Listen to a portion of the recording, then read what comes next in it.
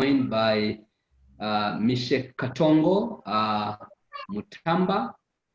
Mishek, you are welcome. Thank you so much. Good morning, everyone. Good morning, thank you.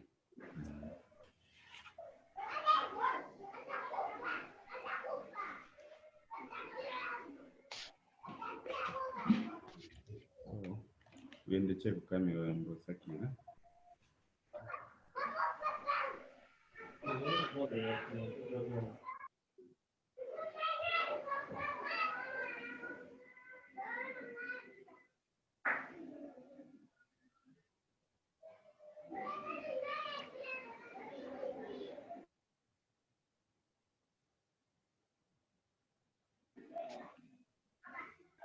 We are basically just waiting for one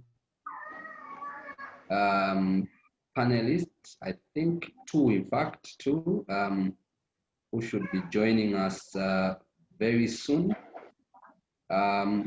We are waiting for Mr. McDonald Chipenzi from the Gears Initiative. I did have a conversation with him. He said he may be around, he may not, but he has seconded someone to represent him in the event that he's not here. So Mr. Chipenzi will be represented, or he will represent himself, depending on circumstances. Then we are also waiting for Mwila Msonda from the Global Youth Platform, and someone from the Zambia National Women's Lobby. Initially, we had Evans, who was supposed to be with us. Unfortunately, Evans is unable. Also did second someone from the organization, but we hope they will be here also. They will join as soon as possible. However, I think since we are only waiting for those three, majority of the panelists are here, and I think it would be wise, looking at time, that we begin our conversation. We begin our engagement, and as we do that, I'll quickly run through the agenda so that we are able to know where we are and basically be able to introduce this particular webinar and who is behind it, so that we are all on one page and see how best we can reach the expected outcome to this engagement, as it were. First and foremost, the agenda is as follows. We are supposed to begin our meeting, of course, at 9 a.m. And this is 13 minutes after. I think we are not too much behind time. We'll be able to catch up, I'm very sure, as we move, as we progress. This webinar is basically themed Good Governance and Democracy, Ensuring Every Voter Counts. It's very important that that theme is kept at the back of our minds, especially as panelists, as we engage. We speak to the theme, but also narrowing it down to our specific topics that we were given to engage on. Immediately after I introduce the webinar, the agenda, I will be able to just give quick remarks to welcome all of us. Then we'll go to introductions, and the introductions, of course, will be done by ourselves. Each one will introduce themselves so that you are able to give us a bit of your bio, so that we appreciate from where you are coming, but also the value that you are definitely adding to this engagement. After that, we will get to some of the expectations of the meeting, but also then we will begin our engagement. And our first session, we will invite a professor who is going to take us through a topic on human rights and the electoral process. Then thereafter, we will go into hurdles that impede the effective or efficacy participation of women, persons living with disabilities, and the young people. And these discussions will basically be handled by someone from the Zambia Women's Lobby who are not yet here. In the event that they are not here, we will see what we are going to do. Then we will have Mishek, who is from ZAFOD and is going to handle the hurdles that impede the effective or efficacy participation of persons living with disabilities. Then we will go to Philip from Operation Young Vote and Musonda from the Global Youth Platform, who are going to take us through hurdles that impede the efficacy, engagement, or participation of youth. Then we'll have a question and answer session.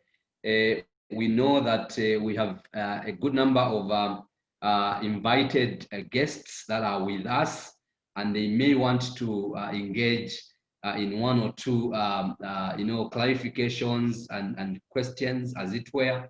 Then thereafter, we will, after that plenary, we will have Comrade Boniface Chembe from SACCORD, who is going to take us through emerging conflict areas in the electoral process and also resolving electoral conflict.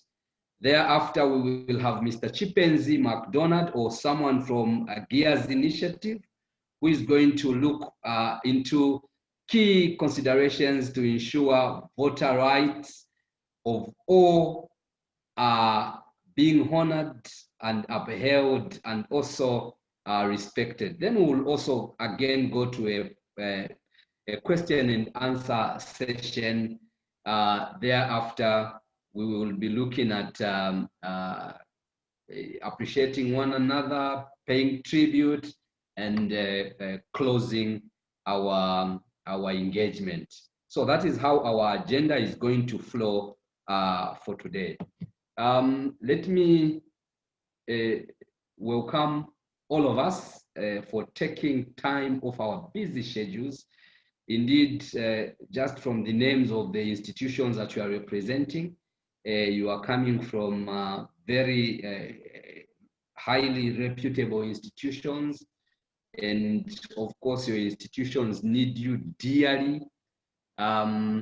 Please, thank you so much for taking time off your schedules to come to this very important webinar. And please, we welcome you, and as we welcome you, we appeal to you to give us the best that you have in your, in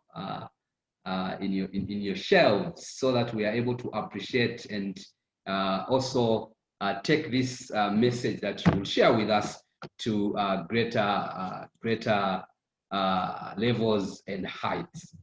At this point in time, I want to mention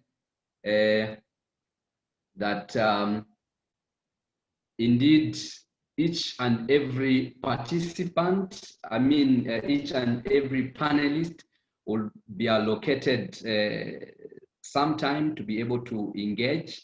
Our webinar is running from now until 1 p.m. or 13 hours, in other words. So we have ensured that we will give each one of us enough time to be able to offload what you have packaged for us, but also that time will be given for others to engage with us in terms of clarifications, questions, and so on and so forth. Allow me at this point in time to take cognizance of the institutions that have made this webinar a possibility or possible. And these are the three institutions, and they include the Good Governance and Election Monitoring, that is SGGEM, and SGGEM is basically at a SADC level, and they are a non-profit organization which has or which was formed with the purpose of enhancing good governance, effective independent election monitoring, advocating for social justice, as well as they are also involved in voter education, like I said, in the SADC region.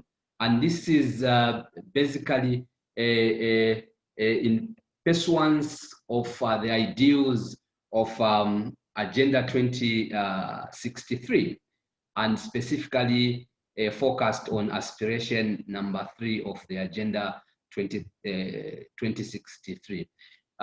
Those of us who may not be so familiar with the Agenda 2063, it is basically an African Union blueprint that seeks to transform the African continent, and by the year 2063. And indeed, it is about creating the Africa that we want. And young people must realize that they are very key and important to this agenda. Remember, it is 2063, and some of us will be too old, or maybe may not even see the light of the day that time. But the young people today must really take keen interest in Agenda 2063, so that they run these aspirations and ensure that Africa gets to that level that we anticipate. And the SGGEM is critically and specifically looking at that particular issue of the Africa we want, and looking at aspiration number 3.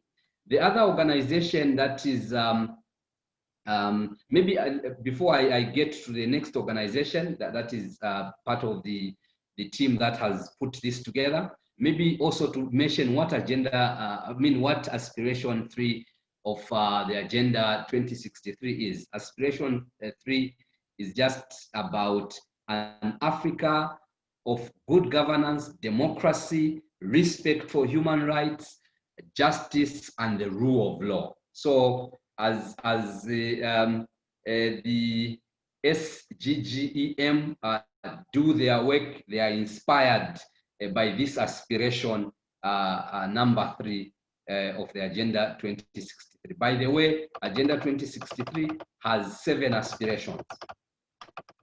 The second organization that is behind this very important webinar is Justice Forum Zambia, JFZ. And JFZ is basically a Zambian non-governmental organization in pursuit of access to justice. They have been in existence since 2017, and they are non-profit as it were. Their mission is basically to facilitate access to justice for all deserving Zambians and other persons that reside in Zambia who may at one time or the other need legal representation where they cannot afford.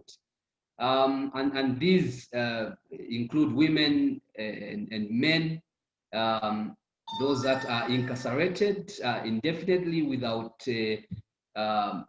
trial, and also the issues of human rights defenders and activists.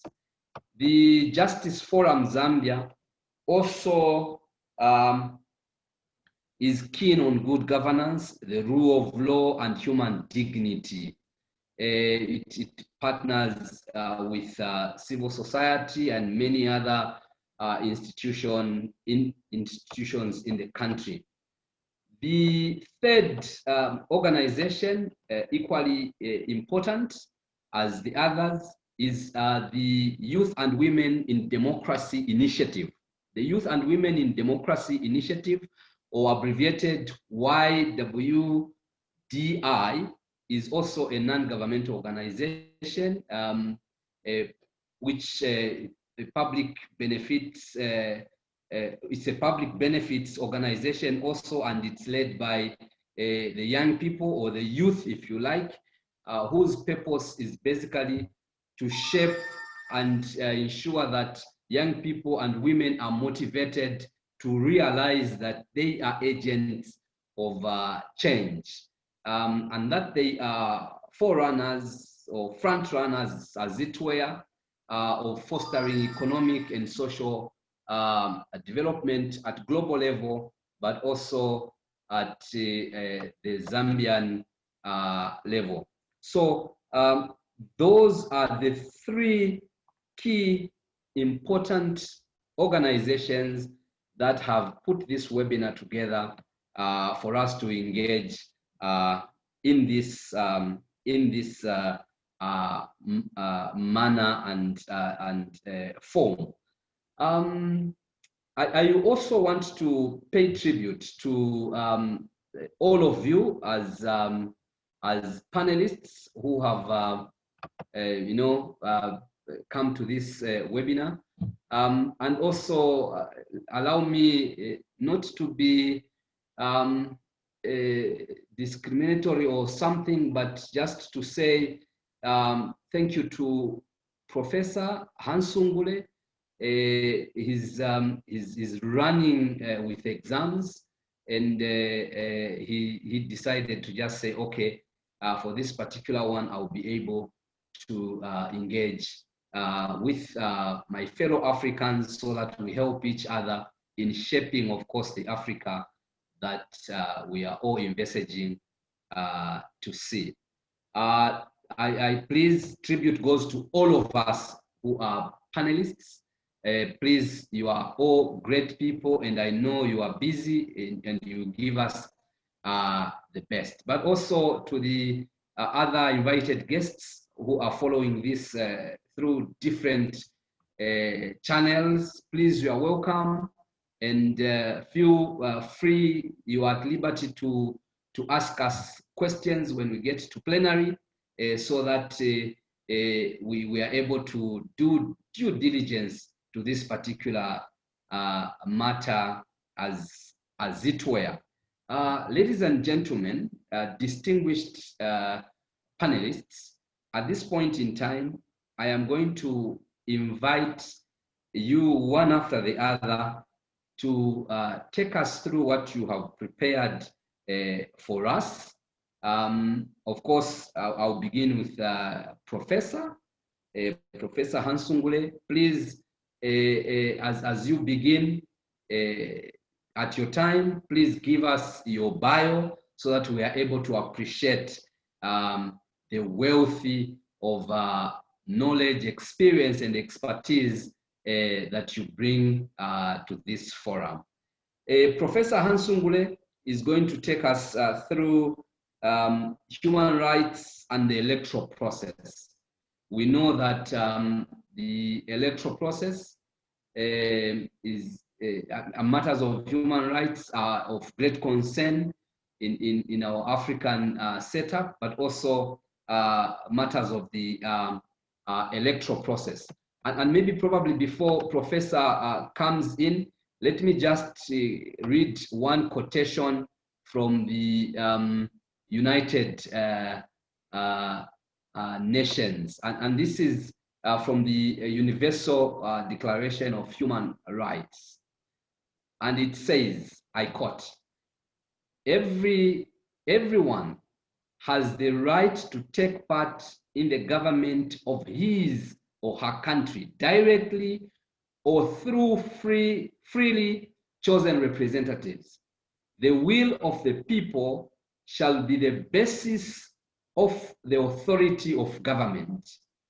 This will shall be expressed in periodic and genuine elections, which shall be by universal and equal suffrage, and shall be held by secret vote or by equivalent free voting procedures. And this is Article 21 of the Universal Declaration of Human Rights. So I think as we speak, I know that some of the issues that are embedded in this particular matter or quotation or quote will be spoken to by all of you. At this point in time, ladies and gentlemen, I take the honor and privilege to invite one Professor Hansungule to give us what he has prepared for us. Professor Hansungule, please.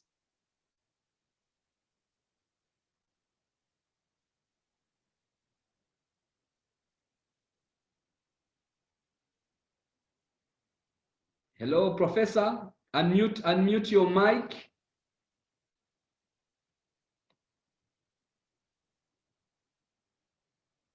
Unmute your mic, Prof.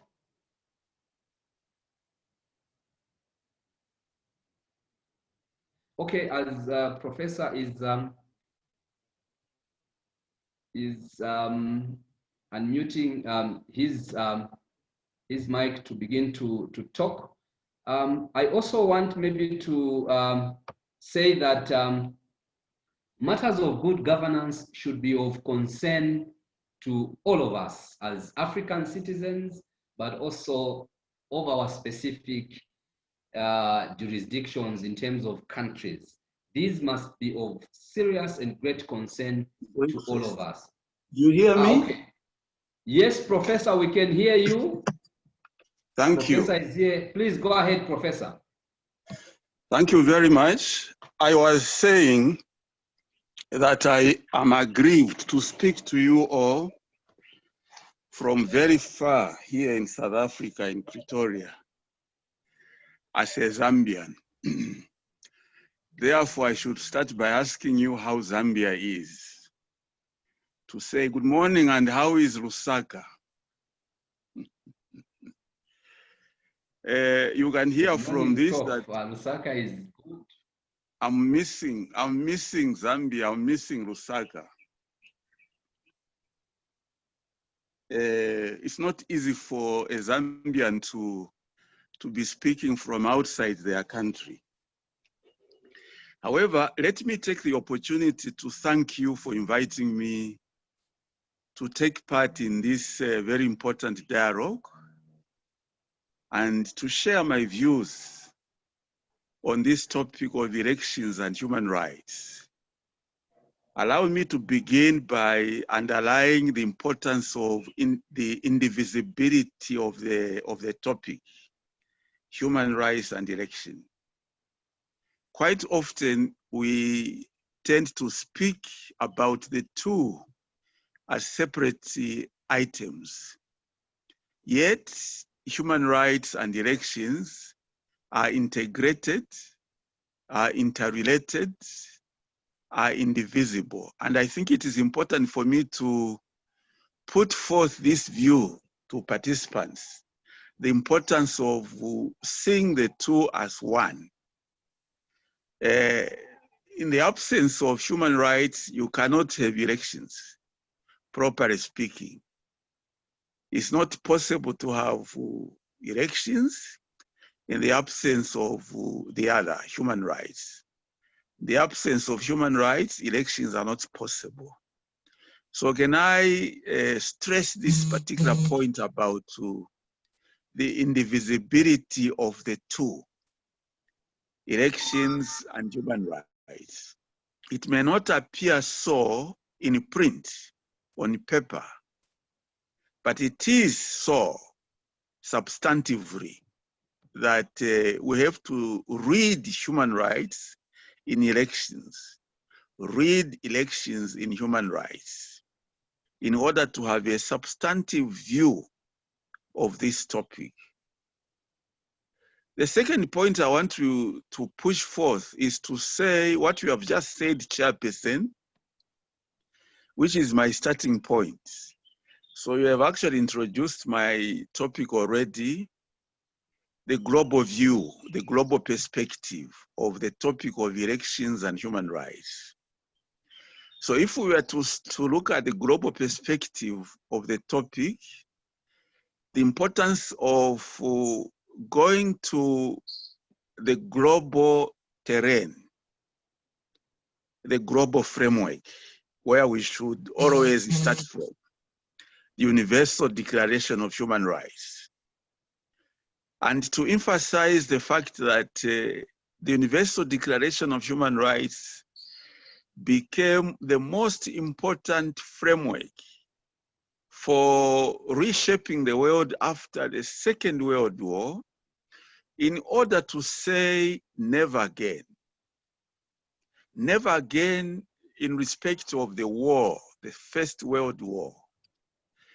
Elections or a lack of elections, democracy, lack of democracy, human rights, the failure to respect human rights led us to war, to a world war. Lest we forget, this war is still fairly recent. Of course, none of us, myself included, were born in 1948. We were born when the First World War broke out, somewhere in the 30s, none of us. However, 1948 is just yesterday. If you can think of it, you know, it's just yesterday. And so one should not really find it hard to emphasize in reminding people that failure to adhere to these global values, the global values of peace, the values of democracy, the values of freedom, the values of human rights, easily lead to war. It has in history led to war. The Second World War. People took up arms. They fought for human rights, for their rights. They fought for their lives. They fought for democracy. They fought for freedom. And many died. They sacrificed their lives for these values. So we should not look at the values in total abstract. The point I would like to emphasize, we shouldn't look at these values in total abstract, that are there somewhere in some pieces of paper, and of what value therefore are Zambians to discuss the values of elections, the values of human rights. How to relate these to issues of bread and butter. Shouldn't Zambians be discussing about mealie meal, about Nshima, about the issues of transport, the issues of the high cost of living in the country, the issues of lack of employment, issues of water, lack of water, clean water, medicines in hospitals, schools. You know, are these not the issues that we should be prioritizing in our various conceptions? No.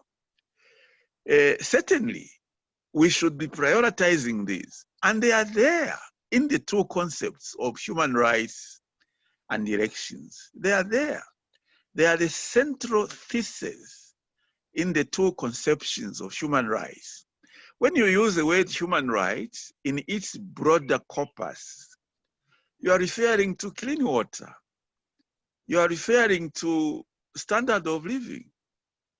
You are referring to employment. You are referring to the cost of fertilizers, the cost of maize seeds. That's what you are referring to. Just as you are referring to liberties, to fair treatment in prisons, to dignity of the people whose freedoms have been taken away. You are referring to all these under the cluster of human rights. Therefore, the idea of human rights we propose to discuss in this theme of elections and human rights is the interdependent concept of human rights, the universality concept of human rights, the human rights concept in its totality that scholars have previously suggested human rights in terms of various generations. The first generation, the second generation, the third. This is a technical classification of human rights. What they meant was the rights of liberty in the first generation, the rights of freedom in the first generation, freedoms of assemblies, of demonstrations. When you are annoyed, to express your anger without provoking the wrath of those who are in government, expressing your anger so that you are heard through the anger. You know, this is the various freedoms to bring forth your views, you know, not only to read what others have said, but also to be read about your views, irrespective of your status in society, rich or poor. This is what they called the first generation, and you find them in our constitution. You may not find the word first generation itself. However, if you look at our Bill of Rights, Articles 11 to 28, that's what you are going to find. You are primarily going to find what scholars called the first generation. What you are not likely to find are what scholars called the second generation. Water, food, nutritious food, adequate nutritious food, adequate medicine, access to medicines, affordable medicines, education, primary, tertiary education, affordability of education, employment, the right of all to be employed, which gives me the opportunity while on employment to say something, while on education, to say something about myself in terms of the CV that I've been teaching for all these years. That has been my job. Allow me, Chairperson, to say this. Please. Teaching at University of Zambia, teaching law in the School of Law, and the teaching at University of Lund in Sweden. I stayed there for years. And now I've become a South African teaching at University of Pretoria, trying to teach this idea that education is a right at tertiary level. It is not only a right at basic level, at primary level. I've not taught at that level, the most important level, because that is when you start building a human being. However, from there it leads to tertiary and higher levels. It's where I am. So in terms of my very small introduction, I've been teaching all through my life, 20 years now.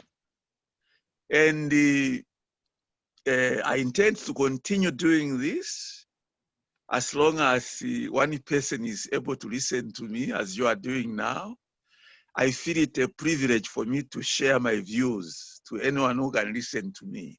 That's my job on the CV, to summarize what I've been doing. So when you say I've been researching, I've been publishing, I've been sharing views through teaching, through learning, through researching, through publications and so forth. You are going into detail. So the long and short of it is that I'm a teacher of law. Sorry, Prof. Sorry, Prof. For To stop 20 you there years. for a second, sir.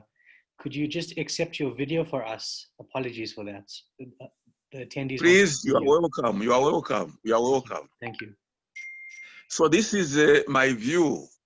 I'm been involved in trying to propagate a very important human rights, second generation, if you like, the theory of generations, which has been bitterly criticized by other scholars. Even as I'm using it, I have to say that the idea that human rights can be propagated in 3 generations, the first generation, the second generation, the third generation, and now I'm speaking about the second generation.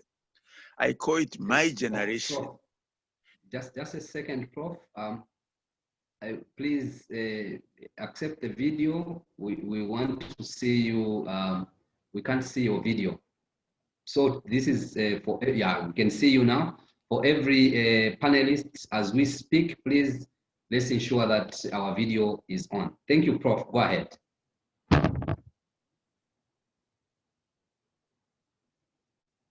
Hello, Prof. Do you hear me? Okay. Yes, now we can hear you. Right. Thank you. So the second generation is where I was, and I was referring to education, to water, I was referring to food, I was referring to medicines, I was referring to social security, retirees benefits. In Zambia, it's a major problem. I was referring to the if you like to be technical, materialistic side of human rights. Materialistic side of human rights. Water, food, medicines, the materialistic side, employment, social security, the materialistic side.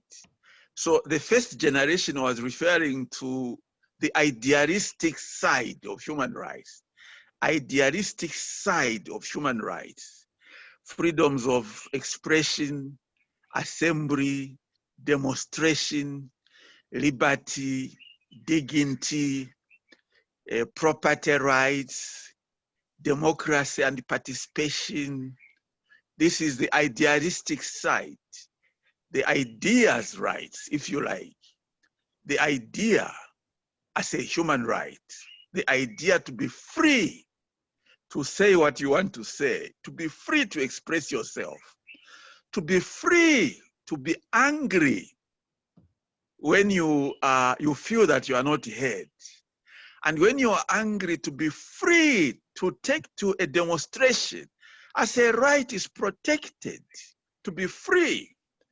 And who guarantees that right? The state has guaranteed it in the primary document called the Constitution, that you have the right to be angry and to take the anger to the streets and protest in freedom, and we shall protect you.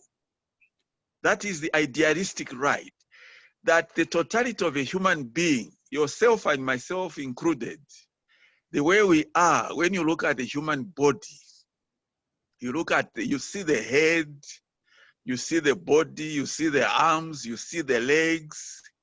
Now the content in that body that you see, the content in the emotional side includes anger, includes the yearning to say something about the way you are governed, to say it, perhaps to say it in soft tones, perhaps to say it in loud tones, perhaps to express it in a language that others might find offensive. As a human right, the Constitution has guaranteed that you can say it in any way you like to say. And therefore, the duty of the state to listen to you, the duty of the state is also there in the Constitution enshrined, that you are not just speaking aimlessly to an unlistening crowd. You are speaking to a crowd that through the state has a duty to listen to you. The first generation.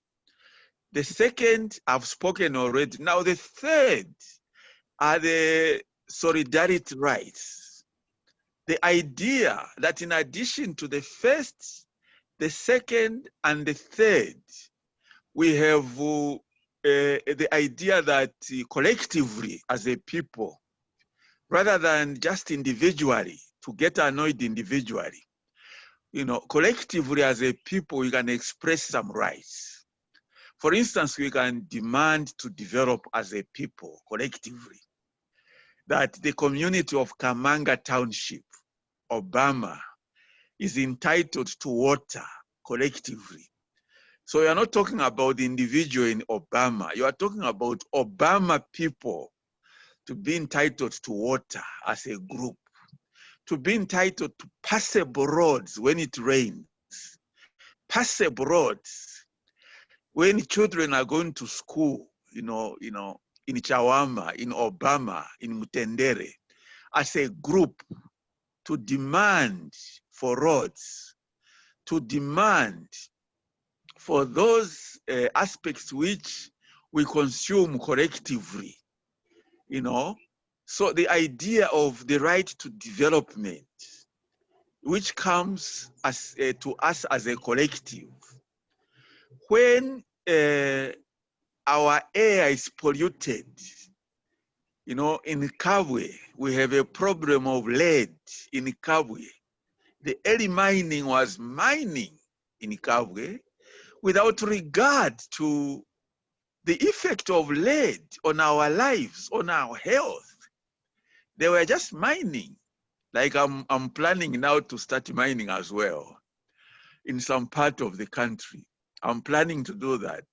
And believe me, I didn't have a plan until recently on how to protect the health of the people in the area I'm going to mine. This is how they started in Kabwe. They just took the minerals in Kabwe.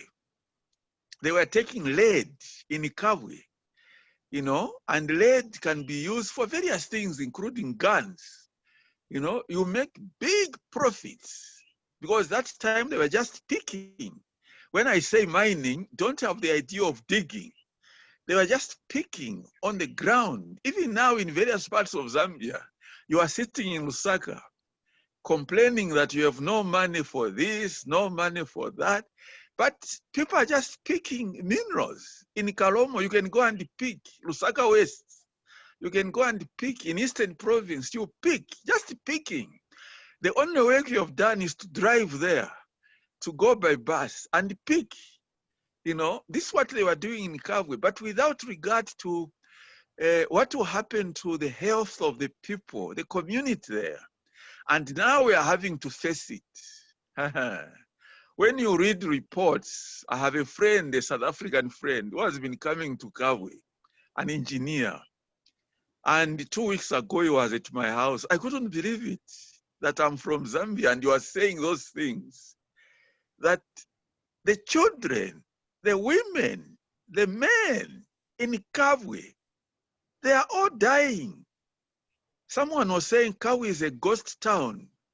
And I used that term to a fellow Zambian lady, and she was not happy.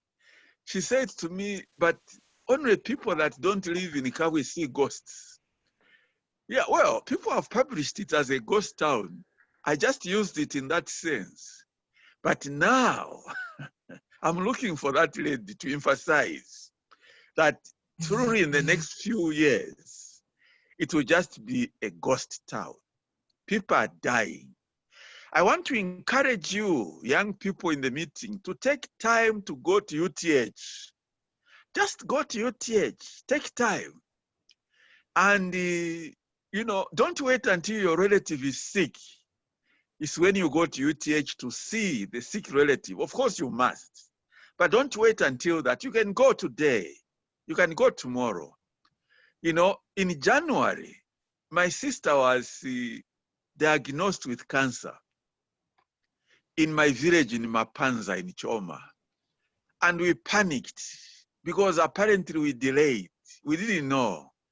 When she was complaining all these years, we didn't know. She was getting,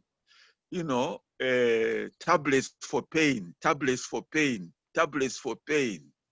Not knowing actually it was spreading in the body. She went to Macha, and they didn't know what to do in Macha. Every time she goes, we took her to Macha Hospital several times. And several times she came back, I'm now feeling better. Yesterday I slept much better. Those tablets you gave me, I slept. And you feel that you must again bring those tablets. And we tried. Very foolish of us. by the time it was diagnosed, that's a key word when we talk about the right to health care, a second generation right. I don't know why someone said it's second instead of first, health care. You know, by the time you are diagnosed, oh my God, it's too late. They take your skin, then they find you have cancer. Oh, and it has spread through the body. This is the problem I faced in January. I rushed UTH, bring my sister. The same day they were also driving from Macha in an ambulance. I was the first to arrive at UTH. They said her name is not there. I said, no, but when I was calling at Oliver Tambo, she was already in the ambulance. She must be here. They said, no, sir, what you can do, they are very good young people. You go in all the cancer wards yourself. That's how I found out the cancer wards at UTH. I didn't know that there is a cancer wing. I read about it, but I hadn't been there. So now I'm telling you to go. Don't wait for your sister. Don't wait for your mother. Go and see. I had the opportunity of going to all the cancer wards, looking for my sister, bed by bed. And because apparently they were still on the way from Macha, they hadn't arrived. So the plane bringing me arrived earlier than them. And so I saw all the wards. And what was it? Only women. Women who look like compound women. Sorry for using that term. Village women. Only women. Full. Not a single space for one more bed. Where is my sister coming to stay? I even went to the VIP lounge. Is there any, can I pay for her? She's on the way because she's not here. They say you can pay, but there's no bed here now. You can go in and see. And then I found another wing for children. Children. Full. They will allow you to see during visiting hours. Please go. I'm serious. Go and see for yourself. Then I said, but doctors, nurses, where are these people from? Where are they coming from? And what causes cancer in Zambia? For these types of people of the same characteristics, they look like villages. They look like compound people. Why these people? And all they said is, we need further research. We need further research, Professor. We are inviting you for further research on this. We are overloaded here. Until now, my friend came 2 weeks ago here to say, those people from Kabwe, they are from Kabwe. When you eat vegetable, you are eating cancer which came through lead. When you are eating chicken at your house, chicken, you are eating cancer which chicken has eaten. When you are drinking water, most of us only know cancer through water. You are drinking cancer which has perforated into the soil. You are drinking that. I mean, it's a disaster. I'm sorry to be political. Government would have resigned in any part of the world.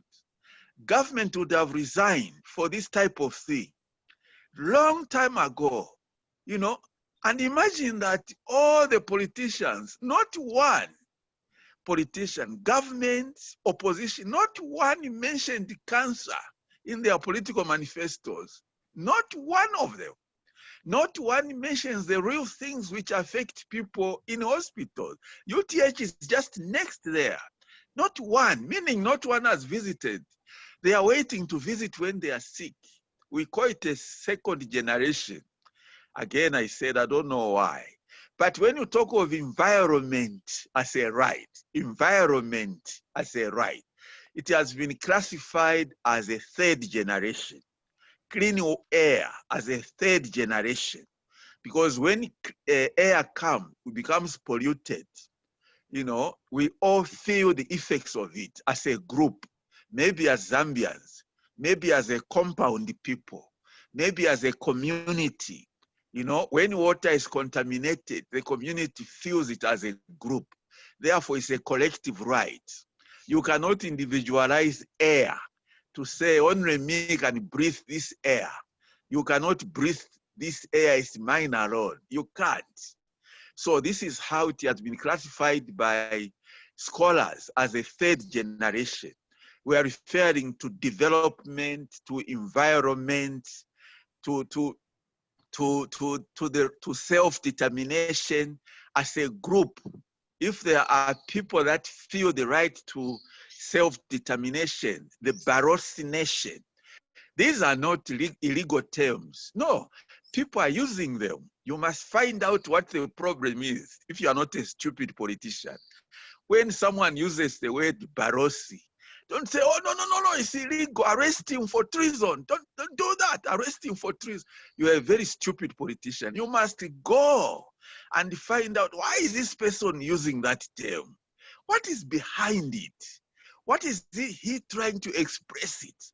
So now a human right is supposed to be individual, but it becomes collective because more and more people are using that. Find out why that sense of self-determination.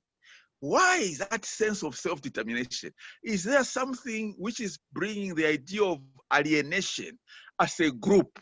You go and study. So they are demanding for a right of self-determination. The Nkoyas.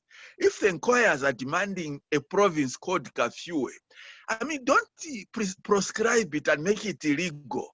No, go and ask on the ground. Why are they saying we want a province? What could be the problem? They want a sense of self-determination. Thank you. Hello, Professor. You must be winding up now. Please Thank you. Get Thank to your you. conclusion. I'm Thank not saying you conclude now. Just get to your conclusion and wind up. Thank you very much. I'm also tired, so I'm coming to the conclusion. So now I've given you the idea of human rights. Now the idea of elections. So one of the human rights is an election.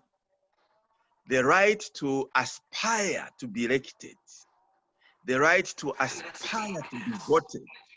It comes as a first generation. The right to be voted. You have referred to Article 21 of the Universal Declaration.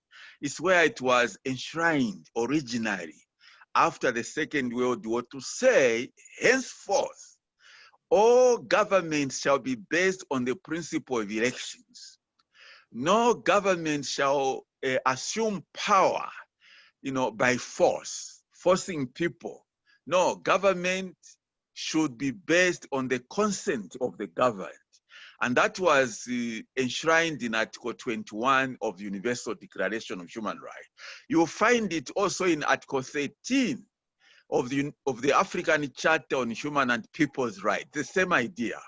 Article 13 of the African Charter on Human and People's Rights, which is a regional instrument only applicable to African states under the African Union, to which Zambia belongs. And all the 55 African states have ratified the African Charter, including Zambia, and Article 13 without any reservation. So Zambia ratified it in 1982 without entering any reservation. The idea of elections as the basis of governance, which comes from Article 21 globally under the Universal Declaration, is in Article 13 under the African Charter, which takes me to the Constitution of Zambia. Now, before I reach the Constitution, to emphasize that based on Article 13 of the African Charter, jurisprudence has developed through the African Commission on Human and People's Rights and the African Court of Human and People's Rights, the two institutions which are established under the African Charter. And I want to introduce to you just one, for purposes of example, one case, Gabore, G-A-B-O-R-E, G-A-B-O-R-E, Gabore, Emile, E-M-I-L-E, E-M-I-L-E, Gabore Emile, and 8 others versus Cote d'Ivoire. you know how to spell Côte d'Ivoire, Côte d'Ivoire, Côte d'Ivoire or Ivory Coast versus Côte d'Ivoire or Ivory Coast. The idea now under Article 13 of the African Charter, the idea there was how to constitute an electoral commission. We have an electoral commission in Zambia. So what should be the principles we should use in constituting the electoral commission to govern the idea of having periodical elections in the country? It is established through this jurisprudence. We call this case jurisprudence on that. So the African court was seized with this case where Gaboré challenged Côte d'Ivoire concerning the composition of the Côte d'Ivoirian Electoral Commission, that it was not impartial. So one of the principles that should underlie a commission is that it should be impartial based on Article 13 of the African Charter. You know, a commission should be impartial in order to run elections. So in the Côte d'Ivoirian Electoral Commission, one of the representatives of the commission represents the president. One of the representatives on the commission represents the president. But there is no representative representing the opposition president. Very stupid people. So the president has a representative on the commission, but the opposition has no representative. Now, can you analyze the Zambian commission and see whether it is impartial in that sense? You know, because if you have a commission, it must have all the stakeholders represented. The stakeholders must appoint, like in Malawi, the Malawi Commission. Two of the Malawi commissioners. Professor, conclude. Yes. Conclude, two of please, the Malawi. Professor. Okay. I'll conclude, but then maybe through questions and answer, I'll come back. Maybe through, Yes, sir. is that a child? Maybe through questions and answer, I'll come back to conclude properly. Now, in Malawi, they have two commissioners representing the opposition. Now, the African Court on Human and People's Rights in this case held the Côte d'Ivoirian Electoral Commission as impartial, as not impartial, as not impartial. And therefore, they were ordered to go and redesign it. So you can use this as jurisprudence coming from the African Commission. I want to conclude by referring you finally to the Constitution of Zambia, to the Zambian Constitution. In particular, you look at Part 5 of the Constitution. Part 5 of the Constitution, which is entitled Representation of the People. So Part 5 is the one which has provided for these principles that are supposed to assist us in understanding the framework in which we should have elections, the framework in which we should have elections. And very briefly, in 2 minutes, it says citizens shall be free to exercise their political rights. That is under Part 5. Citizens should be free to exercise their political rights as one of the principles. Number 2, that citizens should be free to have fair representation of various interest groups. Fair representation of various interest groups. And also the idea that the electoral system should be simple and practical. The electoral system for voting should be simple and practical. The electoral system should be timely, should provide for timely resolution of disputes. Timely resolution of disputes. And that means that the Constitutional Court should be able to render decisions timely. If there will be any questions, I'll answer on those and therefore get back to elaborating on these principles. Thank you very much. Thank you so much, Professor, for that very eloquent presentation and great insight to the matters to do with human rights and elections. And I think Professor brings to the fore a number of very important points that we need to take home and begin to really see how we could best utilize them. And he said human rights and elections are integrated, they are interrelated, but also they are indivisible. And these are very key attributes. The absence of human rights, you cannot have elections. And also in the absence of elections, there could not be human rights. So these should be read together. And he also referred to the global framework of the Universal Declaration of Human Rights. Professor also indicated to us the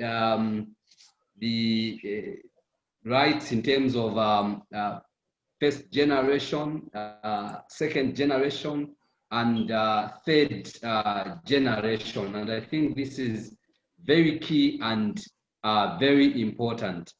He spoke to the issues of elections or no elections, lack of human rights, lack of democracy or democracy. He also spoke to the issue of lack of these things led to the wars in the past, the First and Second World War. And he said failure to adhere to global values of democracy, human rights, freedom is really detrimental and problematic, and may lead to greater challenges that may be very difficult to reverse.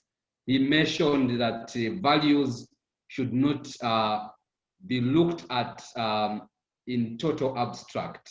They must not just be on paper, but they must be things that are practical. They must be things that we are able to see and engage on.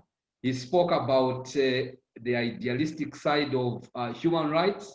That is the rights that we have currently in our constitution as Zambia, that is as contained in the Bill of Rights from Article 11 to 28.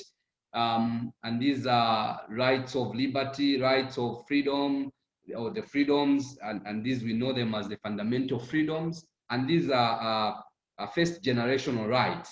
But he also spoke to the second generational rights, which deal with now the materialistic side of human rights. And that's basically water, food, nutrition, education, employment, social security, and so on and so forth. But he also spoke to briefly he spoke to his bio, and he only gave us the aspect of him being a teacher. But Professor, I will ask you later on to speak to us more on what you have done, apart from just teaching at UNZA or lecturing at the University of Zambia, University in Sweden, and now in South Africa in Pretoria. Professor, thank you so much for what you have given us, and we really appreciate. You have spoken to our minds and also our hearts, and this is as it should be. May I, at this point in time, recognize the panelists that have just joined us, and these include Victoria Piri. Victoria is from the Zambia National Women's Lobby, and also I think that is the only person that has joined us this far. The rest of us, we were here. Maybe just to go through the list of panelists, we have Professor Hansungule Michelo, who has spoken and is coming from the SADC angle. He's Zambian, and I think he has given us a worthy of information at many levels, regional level, African Union level, but also global level. We have Mwila Musonda from the Global Platform Zambia, that is representing the young people there. We also have Philip Sakala from Operation Young Vote. We have, like I said, the one that has just recently joined is Victoria Piri from the Zambian National Women's Lobby. We have Mr. Bonfe Tembe from SACCORD, and we have Mishek from the ZAFOD. We also have Godwin as one of the panelists around. At this point in time, I will allow those that will now take us to specific issues in the electoral process as it were. And these are basically going to look at some of the hurdles or some of the challenges that impede effective participation of various sectors. And the sectors that we are looking Moderator. at are, hello? Moderator, Yes, please, Mishek. sorry to cut you short. There's no space for a question to Professor's presentation. No, it's coming. What we will do is immediately after Okay. the next three speakers, then we'll go to plenary. So please, those who have questions Okay. for Professor, please keep them. You'll be able to be given a chance to ask. But also to encourage the guests and any one of us, please, you can still post your questions on the chat box. Feel free so that when we come to open, we do not waste so much time in terms of asking the questions that we could have already put in the chat box, and we could just quickly read them from there. The first presenter will be Victoria. I hope, Victoria, you have caught your breath. Victoria from the Zambia National Women's Lobby. She's going to speak to us on the hurdles that impede the effective or efficacy participation of women in the electoral process. Madam Victoria, please unmute your mic, but also we want to see you. Please put your video on. Thank you.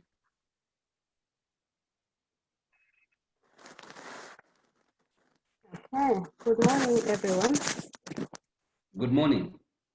Thank you. At least you can hear me. I had a challenge with my audio as I was joining in.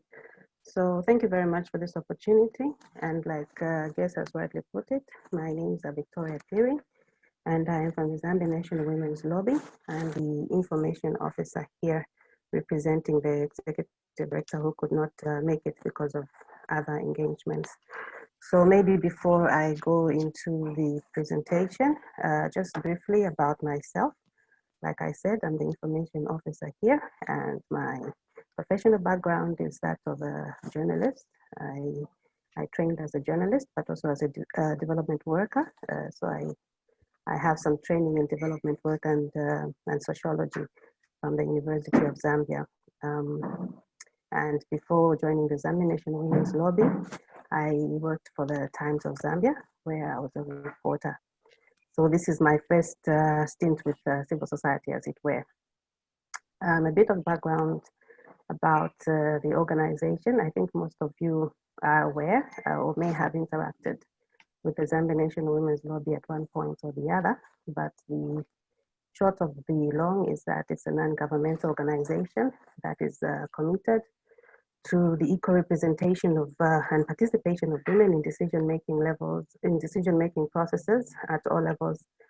So this organization was formed in 1991, owing to the same gender imbalances in women's representation in government departments, political parties, as well as the public and the private sectors.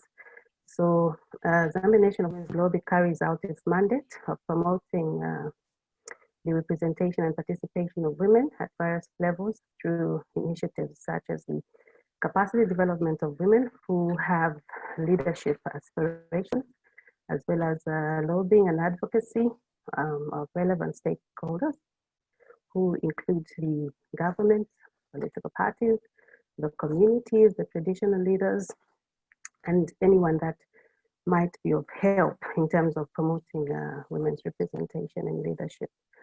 Our vision ultimately is to have a nation where women and girls are fully present in leadership roles and actively participating or actively involved in decision-making processes. And among our strategic goals is to develop the capacity of women and girls to take up leadership positions. So we do quite a number of capacity development interventions for women who have leadership aspirations, as well as those women that are in political parties, especially the women's wings, because for the longest time, we feel like this wing of political parties has not really utilized its potential in terms of influencing policy with regards to women's participation in leadership or having women in the political structures of their political parties. We also work with various like-minded organizations in terms of influencing policy as it regards or as it relates to women and girls' representation in decision-making.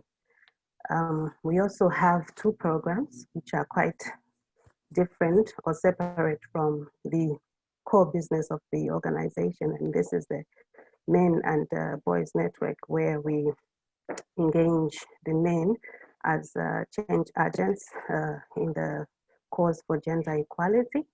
But we also work with the young girls in schools. And currently we have about 2 projects which are being implemented through our program, which is called the Girls Leadership Program.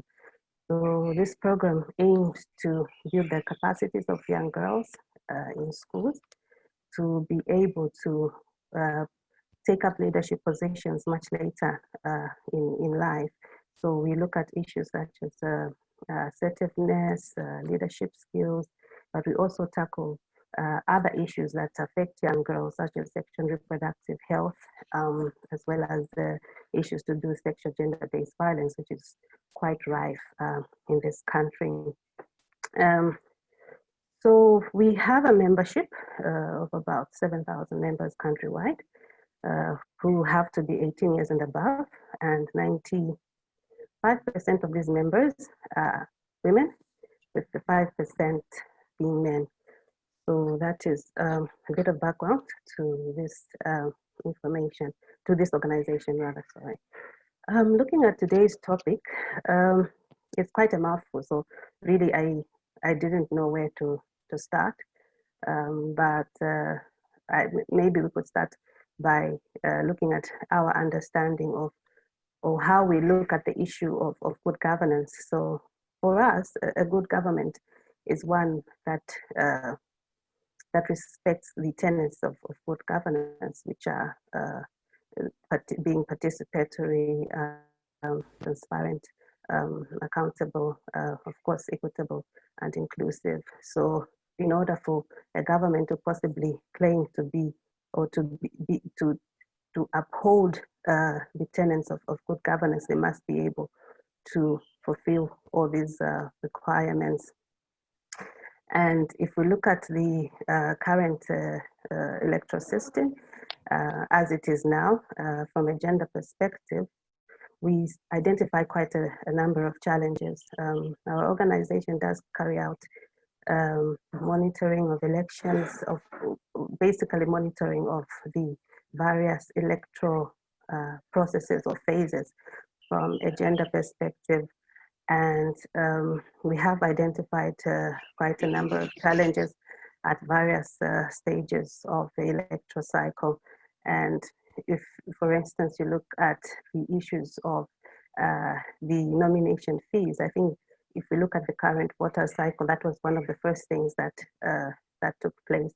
And as an organization, we did issue a statement and write to the ECZ to complain about the high fees that were being charged that will need to be paid by prospective candidates. Of course, there was a difference between the amounts that will be paid by the male candidates and the female candidates, but we still felt as an organization that these fees were quite prohibitive for women because of the simple fact that most women still do not have the financial capacity or the financial muscle to successfully carry out campaigns when or to meet all the requirements that are needed during the electoral process when they do contest as candidates.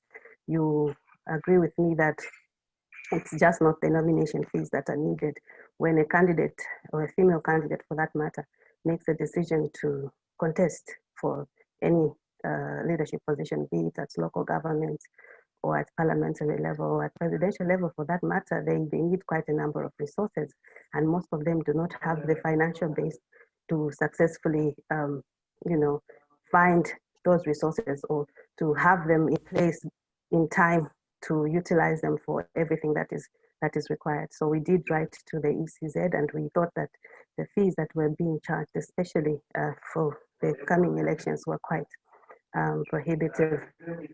If we move on to the voter registration process that is currently underway and that will be coming to an end very soon, we also identified quite a number of challenges there.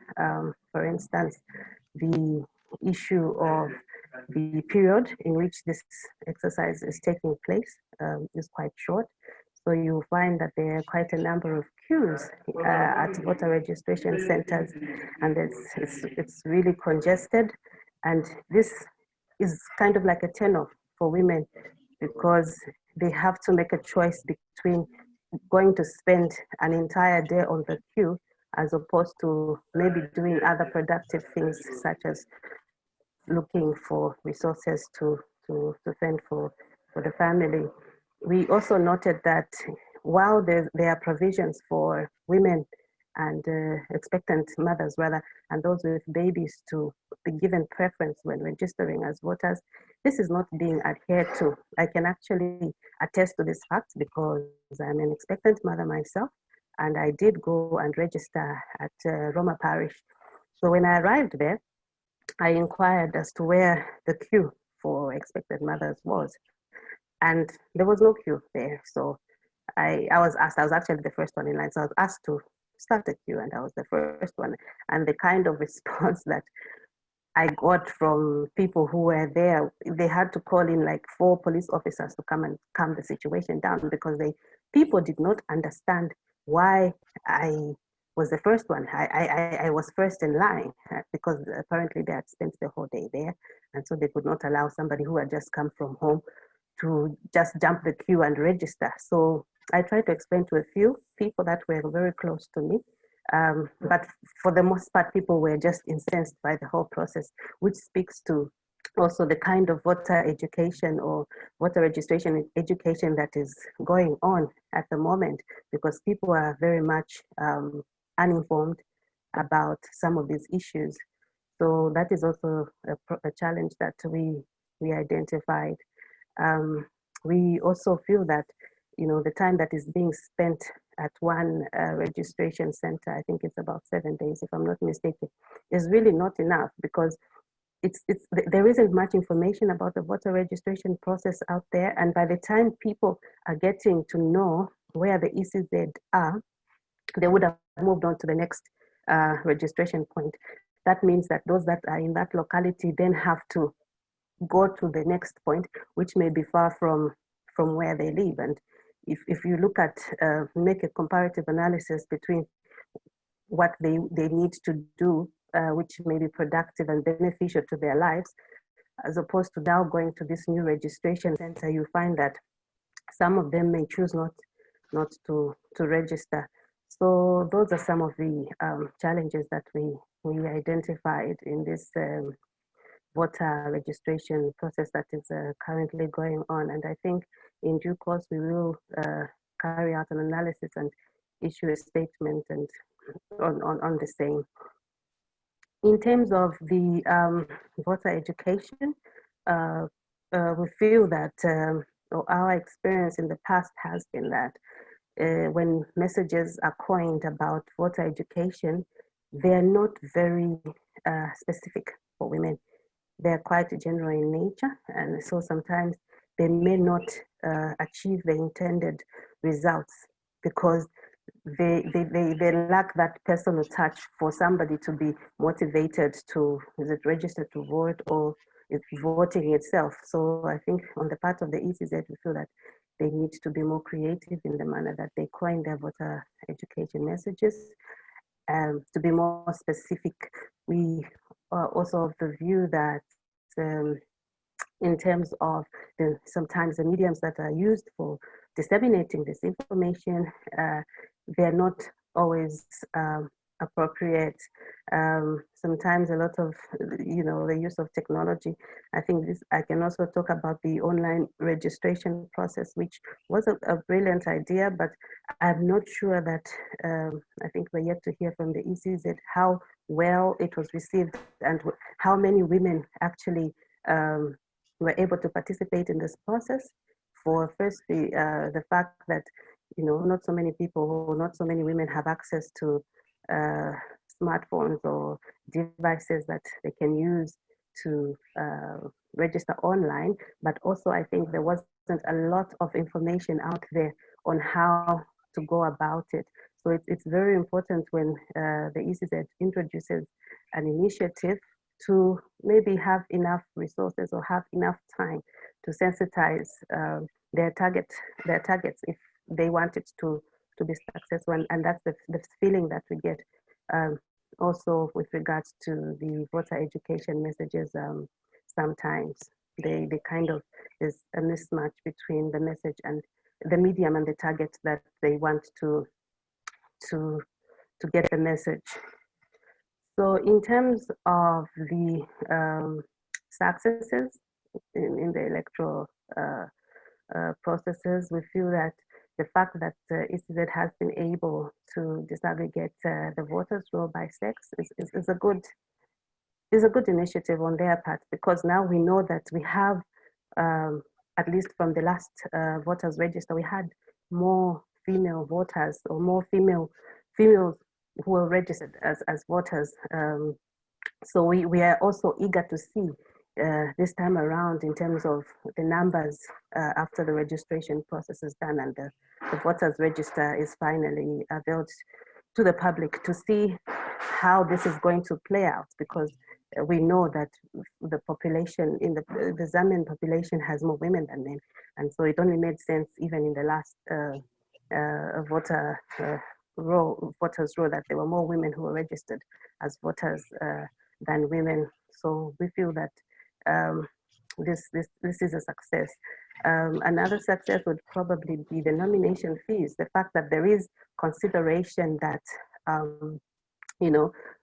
women have peculiar challenges to men, and that they needed to then be given an allowance in terms of the amounts that they pay for nominations. The fact that the women's fees are much lower than men is a good consideration on the part of the ECZ, but that the amount itself could be adjusted further down to allow more women who have leadership aspirations to be able to contest as candidates. In terms of the challenges that remain, we feel that the observation from the current voter registration process has been that some of the points or some of the designated areas where this place have been quite unsanitary, and we're lacking proper sanitation facilities. And as you know, the process has been quite slow. There have been a lot of complaints from various sectors, meaning that if somebody goes to register in the morning, they're likely to spend the whole day on the queue. So if a place that they're registering at, for instance, at Roma Secondary School, where they were at some point, the place that was designated for the registration process was the parking lot. And the parking lot is very far from where the toilets, which were being used by the pupils anyway, are. So what it meant was that all those that were registering from Roma Secondary had to find a way of answering the call of nature during the period at which they were at this at the registration center. And I think the same, there were a lot of other registration centers.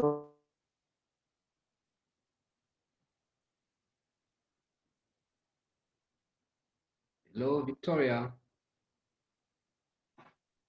Are you there, Victoria? We seem to have lost you. Had okay.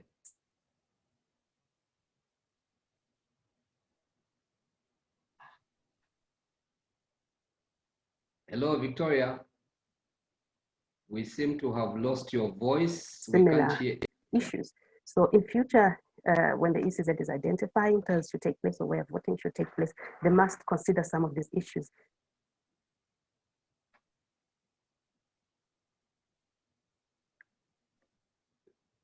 Victoria, can you start winding up, please?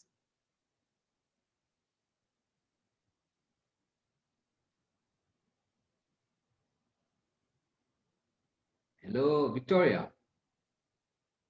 We seem to be losing you. We seem to be losing your voice. We have even completely lost her.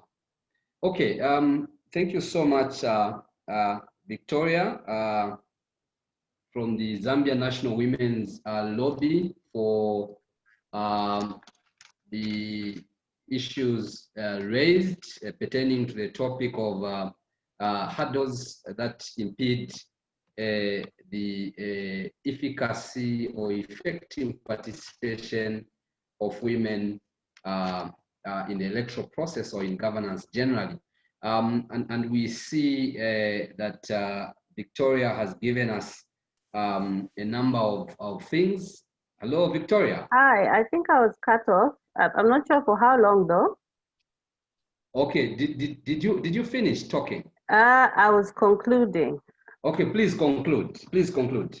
Yeah, I'm not sure at which point I was cut. If you could just tell me so that. Okay, you were talking of the challenges, especially with regards to poor sanitation in these registration centers. Yes. Okay. All right. Okay. Thank you. So we, apart from the sanitation, we also felt that there's need to give preference, like I spoke about earlier, to persons with disabilities and nursing mothers and pregnant women as we go, towards the 2021 elections. I think this is something that is very serious and that must be considered. We must just not talk, but implement what we're talking about. And then some of the challenges that can be addressed as we go towards 2021. Firstly, we also hold the view that the voter registration process must be extended, if possible, beyond the 12th of December to allow for more people to register. We are not convinced that the envisaged 9 million voters will be registered by the end of this mobile voter registration process. We are also of the view that there is need to decentralize some of the candidate formalities by the Electoral Commission of Zambia, such as the verification of results and other documents, to allow women to do this in their localities. I think it takes a bit of time and resources for them to come to Lusaka and have some of these formalities taken care of, while they could be in their wards or their constituencies canvassing for votes. So we think this process is quite tedious and quite costly. So we have a view that if the ECZ could consider decentralizing some of the processes, that would really be helpful to women.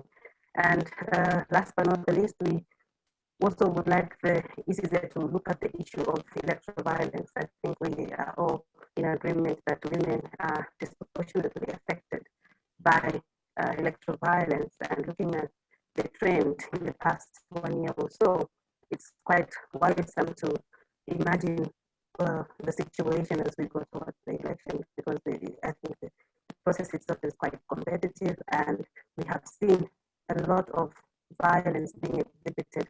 So we hope that the ECZ can look into this issue and act decisively when it comes to electoral violence, so that women do not shun the process of and by doing that, become disenfranchised. So that was my short presentation. Guess. Thank you so much, Victoria, for that eloquent presentation. Indeed, you have brought out a number of pertinent issues, and we are grateful to yourself as an individual, but also to the Zambia National Women's Lobby as an institution for the issues that you have brought out, but also, most importantly, the value that you have added to this webinar. And I think just quickly, a few things that Victoria has brought out that theirs as an organization, which was founded in 1991, is basically to ensure that they advocate for equal representation and participation of women in governance. They do capacity building for women. They work also with CSOs that are like-minded, but also traditional leaders and institutions. And they have also a men's and boys network. And this is basically to ensure that these are agents of change. Because if you have boys and men appreciate the role of women, you will really have change that will come easily, because the hurdles will have been lessened. Then with regards to the topic, I think Victoria also brought out to the fore what is a good government. She says a good government is one which respects the tenets of good governance, upholds participatory values, transparency and accountability, and also inclusiveness. She spoke to the issues that prohibit or hinder women participation, and these include the fees that basically are prohibitive in terms of the nomination fees, the registration of voters, the period is too short, there are long queues, and women would be found in a dilemma where they will have to make a choice whether to fend for their family or to go and queue up the whole day, sometimes even more than one day. Then also issues of special preference, which is very clear, but it's like citizens and stakeholders do not appreciate that. The ECZ knows very well that if a mother that is breastfeeding, or an expecting mother, or an old citizen or member of society, or somebody who is living with a disability, these are given preference in any service provision in the country, and the voter registration or any other services given by ECZ are no exception. So voter education or education must be carried out so that members of society appreciate this. Also, she spoke to the issue of challenges in terms of poor sanitation in these registration centers. And I think these are certain things that we need to carry forward to ensure that the relevant authorities and duty bearers are made aware of, so that they can make quick interventions and changes as it were. But she spoke also to the positives, issues of more women registering, but also even in the previous voters' roll, but also the fees in terms of nomination, they are lower for women, though they are still high, but compared to the men folk, they are a bit lower. In terms of recommendations, I think there are a few recommendations that Victoria has given, that those who are supposed to be given preferential treatment must be given, whether people like it or not. And these are the women, the older members of society, and the persons living with disabilities. And the women are those who are lactating or breastfeeding, but also those who are expecting. She also spoke to the issue of extending the voter registration exercise, because it is not feasible that the 9 million target will be attained by 12, which is this coming Saturday. but also issues of decentralizing some of the procedures or formalities of having women participate would really be helpful, but also that the issue of violence mainly impedes the participation of women, and ECZ must be very decisive on this so that going forward, we have a good number of women, all women that are eligible should actually participate in the electoral process. Thank you so much, Victoria. At this point in time, I'm going straight to Mishek, and Mishek is speaking Mishek from ZAFOD is speaking to matters that hinder the effective or efficacy participation of persons living with disabilities in governance and the electoral process. Mishek, please take it up. And again, I want to repeat that in terms of engagement for this particular section, immediately after Mishek and Mwila and Sakala Phillips speak, then we will have plenary where we are going to engage. For now, I think let these speak. Please be brief and to the point. Mishek. Are you there, Mishek? Okay, Mishek seems not to be here. I think the issues of connectivity and network. As Mishek, we are waiting for Mishek to come on board. Can we have Mwila from the global platform, global youth platform, to speak to the issue of youth engagement and participation and those issues that hinder their effective participation? Please, Mwila. Thank you so much, moderator. Thank you so much for according me this opportunity. Please bear with me. Today is the last day of 16 days of activism. And as you can hear from my background, we have an event at the global platform. So please bear with me with the noise that is coming from my background. Allow me to take you through my presentation today. So basically, I'll be Before you go ahead, Mwila, can we please have yourself seen there? Please open your video. We want to see you. Okay. We know that you have an event there, but please, can we see you? Thank you.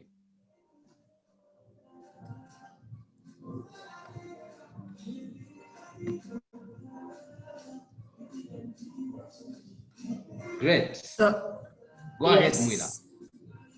Okay, so thank you so much. Let me introduce myself once again.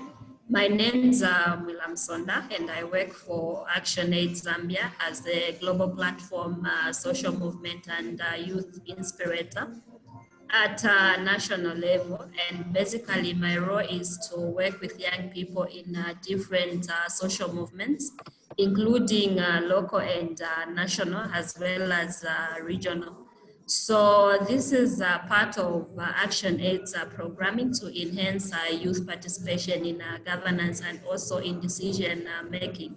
And one of the key approaches that we use as we do this work as ActionAid Zambia is the human rights based approach. So you find that basically where I am, this is a center for young people, which is a training hub where we normally bring young people from across the country to come through for various trainings and also capacity buildings. We also have mentorship programs and also have activities for those that would want to showcase their talents and skills to other fellow young people. Then we also have a mentor-to-mentor programship that we do conduct at the global platform. And looking at the topic today that I'll be able to handle is effective youth participation in the elections. So I'll just basically give an overview of how ActionAid and the global platform has been working in this sector or thematic area. So ActionAid under the priority area number 2, which is civic participation, we have been engaging with duty bearers, parliamentarians, the government, other stakeholders, for us to ensure that issues of accountability and transparency are upheld in our country. But also this results into also us monitoring, but also taking part in the election process. And hence, starting from early last year, ActionAid developed a concept note, which is called the Youth Engagement Election Strategy, for us to be able to outline the work that we'll be able to do in the forthcoming elections for 2021. The concept note is developed around the work of ActionAid's priority area number 5, which is defined in our country strategic paper for 2018 to 2022, and is basically focusing on youth-led alternatives and engagement.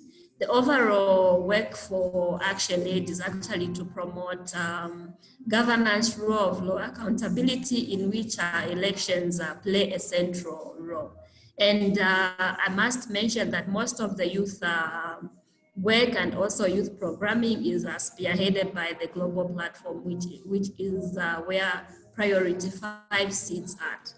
So coming back to the background of youth participation in elections, I will talk about some of the things that we have noted as ActionAid and global platform.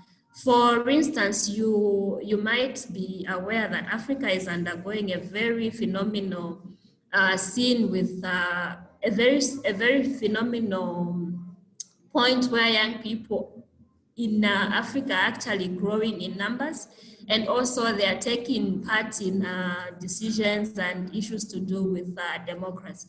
And these are young people between the age of 15 to 35.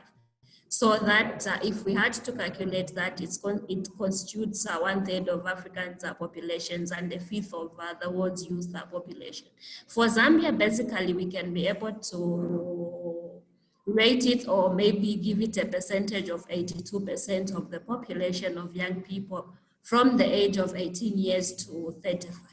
And this is how the numbers have been able to grow in terms of youth participation in elections and also good governance. So looking at our country context in Zambia, Zambia has a very long history in terms of youth political activism, including the time of the movement for independence from the colonial British time. However, the post-independent government of former President Kenneth Kaunda grew increasingly restrictive during his term of office, which lasted nearly, I think, 27 to 30 years. And the coming in of the multi-party led to openly contested elections during the 1990s. And I should also testify that actually we saw more of the young people that were actually in forefront during the 1990s change of power or leadership in the country. So regrettably, a smaller number of youth have been used to perpetrate violence towards political opponents by older politicians. This has also resulted in branding. This has also resulted in branding as youth for violence or youth that are violent in political parties, and has further aligned other young people from political positions such as elections. Then in Zambia in 2021 should provide an opportunity for improved electoral environment that does not that does not mirror the 2021 elections, where the country experienced one of the most versatile elections with unprecedented high levels of political intolerance. Although Zambia is considered as generally peaceful, in 2016, I must testify that I actually participated in these elections fully as a young person.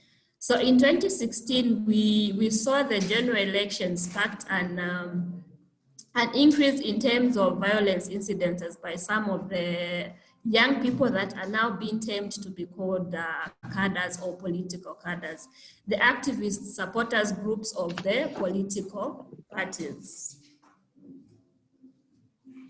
So with that said, in looking at the importance or the effectiveness of youth participation in elections, overall youth engagement in formulating Zambia's politics is crucial because it includes participation as a fundamental political and democracy right. The huge youth demography means that youth are the biggest group of stakeholders to any nation such as ours, and also they participate more in any elections of a respective country. The participation of youth in civic and voter education program also increases their commitment to democratic values and principles, their interest in political affairs of the country, and aware of opportunities to engage, and their knowledge of how elections work in practice. So basically the elections actually entail that a lot of young people want to participate, and currently we are also on the ground where we have seen and we have engaged with different political parties, and our aim as ActionAid Global Platform is to find out how the political parties are actually giving space or integrating the young people for them to not just be used as maybe mobilizers for political parties, but also to ensure that political parties themselves are able to support young people in key positions for them to be able to stand. So we see young people as being agents for peace, and looking at our history that I've just given, we are of the view that come 2021, the more we do the sensitization, the more each stakeholder, everybody that is involved in ensuring that we have a peaceful and fair election, talks the same language of ensuring that we have peace in the country. So this also entails that we do not have electoral related violence or maybe initiated by political parties, or also those young people that are actually being sent by other senior members of the political parties for them to be able to instigate violence in the country. And we also want to see a culture of young people that are actually working together despite coming from different parties, but to be able to bring around peace and ensure that we have an entire election which is free and fair. We also see young people as key opinion shapers in the communities, because I believe each and every person comes from a community. And for me, and from the theory that we have ActionAid, is that if you cannot even be able to convince 2 or 3 people from your community where you're coming from as a young person, then there should be something that you must be missing, because each and everybody should be able to start changing the environment to create that awareness, to ensure that everybody understands and follows the electoral process in the country, which should be free and fair. And so we believe that young people should be opinion shapers in order for us to be able to grow that growing body of young people that would be able to actually go through the general elections without any political violence. And then our desire as ActionAid and Global Platform towards the 2021 general election is to see young people, is to see an enhancing youth participation in the 2021 Zambian electoral process. I believe most of the time, mainly at the time that young people are not even taken through the electoral process and the electoral cycle for them to be able to understand the importance and the details of what is involved at each electoral cycle process that they need to be part of. I think for them, looking at the end result, which is maybe the announcement of the results or the verification of results, is actually the end to the whole process. So for us, we are saying that we need to actually enhance youth participation throughout the whole process so that young people are actually being in forefront in ensuring that they contribute and their contribution is well felt. We also want to have an increased participation of youths as voters, campaigners, and also contenders in the 2021 general elections. So this will actually give us a platform, because as we know that we are the majority in the country, so we do not just want young people to be just used as mobilizers or cadres in these political parties, but what we really want to see is political parties themselves being able to support young people for them to be able to contest for higher positions, for higher spaces within their own political parties. And for the overall messages that we have as ActionAid and Global Platform is to ensure that we support each and every young person that will merge out to be a candidate in whatever position or political party they'll be coming from. Then also the mobilizing of young people to vote. Looking at our background as Zambia, we have quite experienced a number of by-elections and maybe having also the general elections within short or specified time. And that has actually led to a lot of young people, not only the youths, but also the general masses in terms of voter apathy. So we are actually saying that young people need to go out and register to vote for them to be able to contribute meaningfully and effectively. Then also in terms of the registration process that we are currently undergoing, this is the very most important part of young people. And that's why we are actually doing a campaign. And so we just have a team that has come back from 3 provinces where they did a massive mobilization of young people, telling them how this is their right for them to be able to register to vote. And I must say this will continue until maybe end of December, but also seeing that we are only remaining with, is it 2 or a day before ECZ closes the registration process. And so what we want to see in this process is that we want to see a lot of young people that would have gone out and registered for them to be able to participate in the whole entire election. Then also what we want to see, okay, all right. Then also what we want to see, okay, thank you.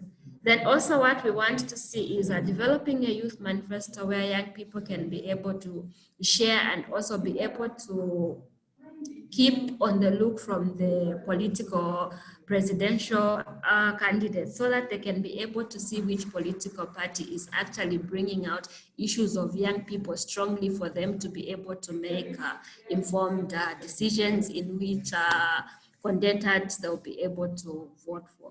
So thank you so much. That was the presentation that I had from my end. Great. Thank you so much, Mwila Musonda. Unfortunately, both those names are surnames, so I don't know which one is the first name. So, you know us members.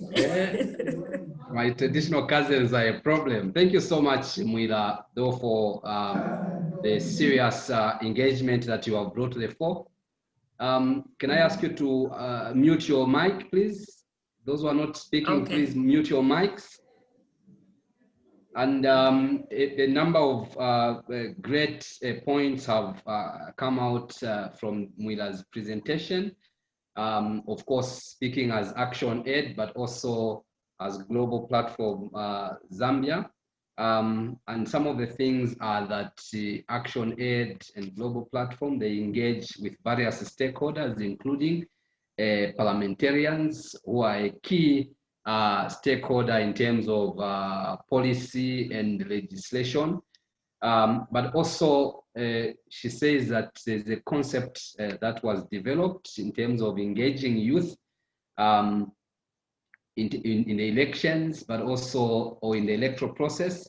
And this strategy, they want to move with it going forward. It is coming from their priority area number 5 as ActionAid. Then they speak to the issue of effective youth participation. She noted that the young people are in great numbers, but the numbers also are increasing. She also noted that in Zambia, the population pyramid is basically heavy on the young people, and she gave us a percentage of 80%. But also she noted one very key point that a smaller portion of the young people are used or abused, if you like, as tools of political violence or electoral violence. And unfortunately, even when this number of young people is smaller, the blanket statements that are given are that young people are violent, even when the number is smaller. And unfortunately, these young people are sent or are used by older politicians, which is a thing that should not be accepted. There's also levels of political intolerance that she has noted. I have a question for her, but you'll answer it at question and answer, Mwira. You mentioned that you participated fully in the 2016 elections. As what? As a candidate? What was your participation? So at question and answer, you'll be able to respond to this question. But also, she spoke about youth formulating a key in terms of formulating the Zambian political trajectory. So young people take this, dearly, but if it's a bull, take it by its horns, and this cannot be overemphasized. She spoke about civic and voter participation of young people as being key and must increase, if anything. She also spoke about their organization engaging political parties to support young people in getting to key positions, but also to contest elective positions. Mwira also brought out the issue of young people being key opinion shapers, and this, for me, as young people, take it to your heart and ensure you run with it, because your opinion is very critical. But also, she brought out one issue that if, as a young person, you are not able to convince one or two people in your area, I know she was very diplomatic. She says there's something missing, but then I think I would say there's everything wrong with that particular young person to divert from Mwira's diplomacy. Then she also said that young people must be taken through the entire electoral process so that they appreciate their role, because young people do not understand the electoral cycle or the electoral process. Thereby, they think the only way they can participate is at voting or contesting. Even when during other stages, they can be part of the law reforms, they can be part of many other undertakings. She also said, and this we will hold you, Mwira, accountable, that you are developing a youth manifesto, but also you will ensure that every young person that emerges as a contestant will be supported by yourselves. Please, this is a good thing. This is why having such platforms are very important, because they are such very important policy and breaking news that people should really take to heart and run with them. So youth manifesto and supporting the young people that contest. We will go by that. Thank you so much again, Mwira. So that we don't miss the flow or deviate, I will ask another young person to speak to this issue and to be brief. And this is Philip Sakala from Operation Young Vote. Philip Sakala, please, you have a few minutes to give us your presentation. I have cut the presentation of these young people because there are two of them speaking to one thing. And this is inclusive or inclusivity, as it is called, because young people must be included in all these fora so that they take charge, especially that we are looking at Agenda 2063 going forward. Philip, please unmute your mic and also give us your picture. Philip is Philip. Okay, I will bring you on later. Then I will go to there is Philip. Philip, unmute your mic, Philip, and please can we see you and please speak to your presentation quickly.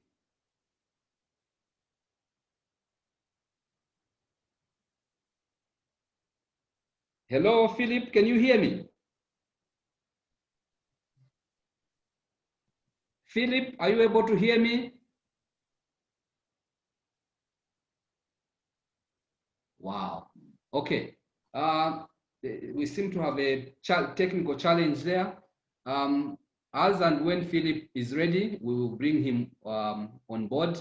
But for now, I think we can get to Katongo Mishek, who is from ZAFOD, to speak to the issues of hurdles that impede the effective participation of persons living with disabilities. Mishek, please unmute yourself, and also can we see you in the video? Thank you. Okay, thank you so much, Moderator, for this opportunity accorded me. Once again, my name is Mishek Katongo Mtamba. I am Program and Advocacy Manager for Zambia Federation of Disability Organizations, ZAFOD. I will speak briefly about ZAFOD and about the disability, and then narrow into, or zoom into the subject of discussion today. So ZAFOD was born in 1985 and was registered in 1986. So it's been around for over 30 years now in Zambia. And it's a mother body or umbrella organization of the disability movement. And its main mandate is to promote, to advocate, or promote and protect the rights of persons with disabilities. And so you can appreciate that it's an advocacy organization, basically. It has got members now, about 15 affiliate members from across the cross-section of disabilities in Zambia. Its thematic areas include advocacy, like I mentioned, that's like our critical path in terms of our programming. Then also we do capacity building of our affiliate members to effectively advocate for the promotion.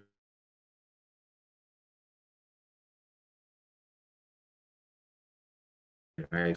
So research is also very critical to our work as ZAFOD. Okay, that's briefly about ZAFOD. There are a number of programs we are running, including some programs on COVID-19, protection of persons with disabilities, prevention programs, and also other accountability and advocacy related programs. But I'll not go into those details in the interest of time. Talking about disability, when you talk about persons with disabilities in any population, statistics indicate that you're talking about 10% of a population. But also, disability is the only marginalized group of citizens that affects everyone, in the sense that if you grow out of the youth, you may find it difficult to identify yourself with the youth. Or if you're a man, you might say, I'm not a woman. But you see, we say potentially every human being is a person with a disability, because anything can happen to any person. Even if we are not born with a disability, we can acquire one. And yet, strangely, this is the most affected group of citizens in terms of marginalization. Yeah, by far the most affected. Yeah, and so even as we speak about hurdles, participation, inclusion, I think we will speak broadly because it affects everyone. If I do not have a disability, definitely I have a mother or an aunt or my wife or a child, someone around me, someone close to my heart who may have a disability. And potentially, who knows what tomorrow will bring, God forbid, anything can happen to me. I have a disability. So ideally, it should have been a lot easier for us as a people to, give full attention to the needs of persons with disabilities. But unfortunately, this is not what we see in our society. And so we can narrow down. I think I was particularly humbled by the professor's presentation on human rights. And when I reflected back on the theme for today, ensuring every voter counts, I even added an extra word, ensuring every voter and candidate counts. Because we are not just interested in someone's vote. What about those who would like to stand? Yeah, and we are also, even when we focus on a voter count, we are saying, is it just somebody's vote? The vote must be meaningful, even to the voter themselves. So I'll take you through some of the traditional hurdles that persons with disabilities face, not only in the electoral process, but basically in their participation in public life. We have added one, which is not traditionally discussed, and I'll start with it, which we are calling systemic exclusion of persons with disabilities in participating in public life and political life, including the electoral process like we are having now. When you talk about systemic exclusion, we are talking about lack of human development services for persons with disabilities. And I think Professor articulated this very well. I felt like I was in a university lecture that I didn't want to end. So systemic exclusion has relegated persons with disabilities to beggars, to objects of charity. And if a human being is not developed like that, it becomes very difficult. When you ask a person with a disability who is 30 years old and you say, why are you not participating? If their human development services were not provided from the day they were born, they are rendered ineffective in society because their capabilities are not developed. And even when you talk about the democratic dispensation, the tenets of democracy, effective participation, they do not have the knowledge and skill that it takes to understand the environment around them and to understand some of these political concepts that sound like rocket science, because they did not acquire the necessary education. They were not provided with the necessary nutrition, the necessary social interaction, personal security, employment, and all these services that build the human being into an effective participant, a subject of engagement and participation. And so for us, that is the root cause of why persons with disabilities are the most marginalized, are the least participating human beings in social interaction and political processes. And then we can talk now also about the attitudes.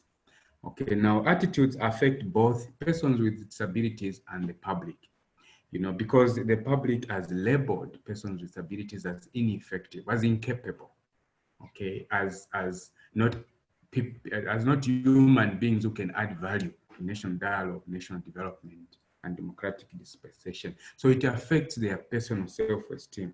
It affects they can even self-stigmatize. They can stigmatize themselves. They can even, discriminate themselves even before society discriminates them. So as they step into the political arena, unless we are saying they are only fit as voters, yeah, but that is also very frustrating, yeah, because then why should I spend 56 years on earth voting for others? And society doesn't even give that space to me to say, you can also be a leader. You can stand out there and to articulate developmental issues and be given a leadership space and platform to perform and contribute to national development. Yeah, so you find that they develop low self-esteem. So if we are saying ensuring every vote counts, are we also ensuring every candidate counts? And if we are talking about every candidate's counting, if we see a person on a wheelchair on the political platform campaigning, are we sure Zambians would say, let's listen to what this person is saying about national development, or all they'll be looking at is the wheelchair this person is riding on, or the clutches in their shoulders, in their armpits. Then we come to environmental hurdles. Okay, now when you talk about environmental hurdles, we are basically referring to infrastructure, roads and buildings. If there's a country that is pathetically unfriendly to persons with disabilities, is Zambia. Everywhere you look, everywhere you go. Yeah, if you've been in the disability movement like myself, you just become so aggressive. You go to a hotel, you find there are no ramps for persons with disabilities to access that building. You know, you go to a school, there are no ramps for persons with disabilities to access just about anywhere. You try to enter a bus. The other day we had to uplift a friend who has a disability. You lift her, touch her anywhere, even where it's so uncomfortable to touch, to lift her up and put her into a bus. That's our country, where a person with disability will just feel so unwelcome to step out there, and participate in public life, because the environment is a no-go area for them. So talk about politics, it just becomes impossible. Yeah, and then we talk about information. Information is not accessible to persons with disabilities. So how do I campaign? How do I vote? How do I educate others? How do I register as a voter if I cannot hear what the loudspeaker is saying? If I cannot read because it's not in large print? If I cannot braille through because there are no braille jackets, and so on and so forth? Why should I vote when somebody else who is seeing has to tick for me? How do I know they will tick the right candidate that I want? Okay, talk about resources. Like we mentioned, persons with disabilities are the most vulnerable group of citizens because their human development services were not provided from the day they were born. And so they're relegated as justifiable. Society feels justified that they are beggars. And so they are the most vulnerable group of citizens. Okay, so how do they step out to be nominated or to file in nomination as candidates? How do they campaign? How do they even go to vote? Depending on the distance from their home to the voting station, how do they manage these frustrations, as members of society? Where are their rights? Are we sure really it's their right to go to school? It's their right to develop themselves as humans and participate effectively, freely, and they retain their dignity? What about electoral violence? Okay, imagine someone without who has visual impairment, and they go to a rally and violence breaks out.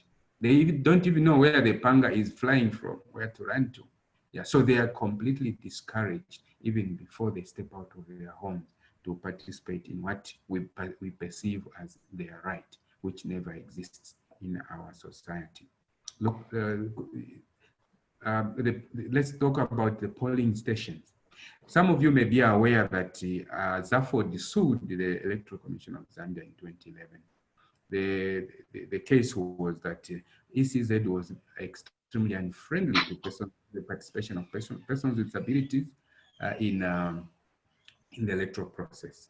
And ZAFOD won that case, and the High Court ordered the Electoral Commission of Zambia to facilitate for the full participation, effective participation, and free participation of persons with disabilities in the electoral process, including voting and standing as candidates. Now, this includes provision of ramps at polling stations, registration stations, and polling stations, provision of braille jackets, provision of large prints, ballots, provision of sufficient lighting.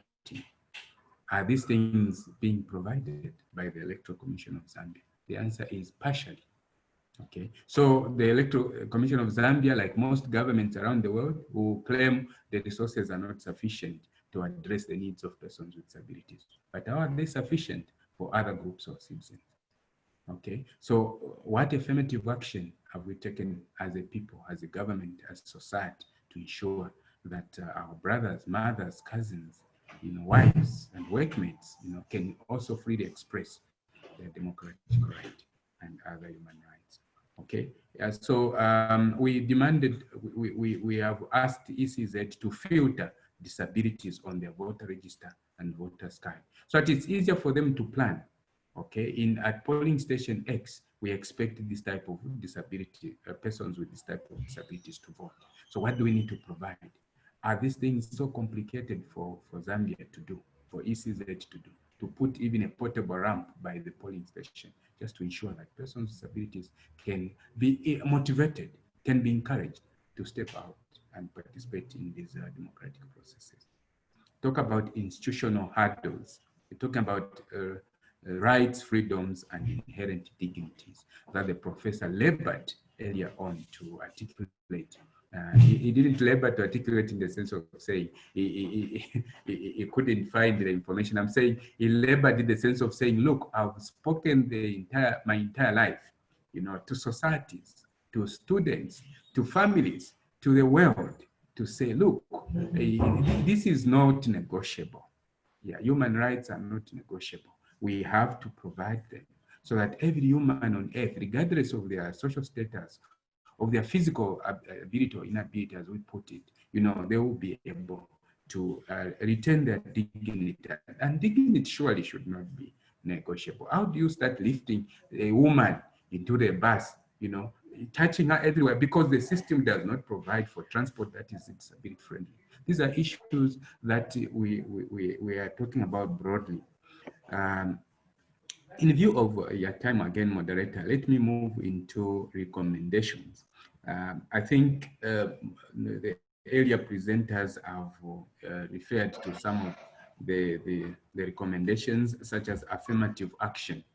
I think ECZ should affirm or develop affirmative action that will ensure that persons with disabilities are accorded reasonable accommodation. When we talk about reasonable accommodation, we are talking about the provision of the physical environment that will be attractive and encouraging to persons with disabilities to participate in elections, either as voters or as candidates, for the things that I've spoken about. Okay, but it goes further. If as ECZ anticipates that at polling X, there will be a voter with albinism, okay? So they will ensure that such a candidate will not be allowed to stand in the sun because it's counter health to them, okay? If they're expecting that there's a person with visual impairment coming to polling D, they will ensure that braille jackets are provided.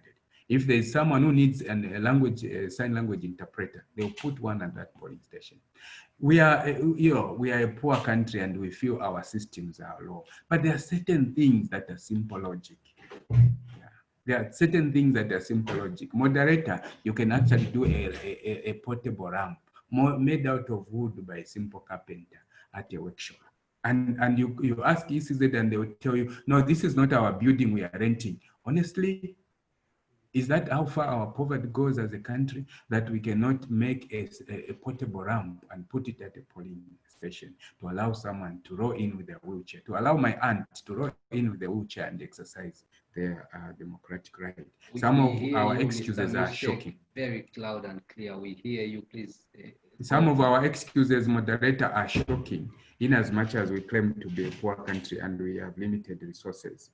Yeah, so if ECZ filtered their registers with disability, with disability, and actually we are saying, let it start with the NRC, the filter of disability in Zambia. Let it start with the NRC. It goes into the passport, it goes into the driver's license, it goes into the voter register. These things we can do honestly, because we are moving into a computerized,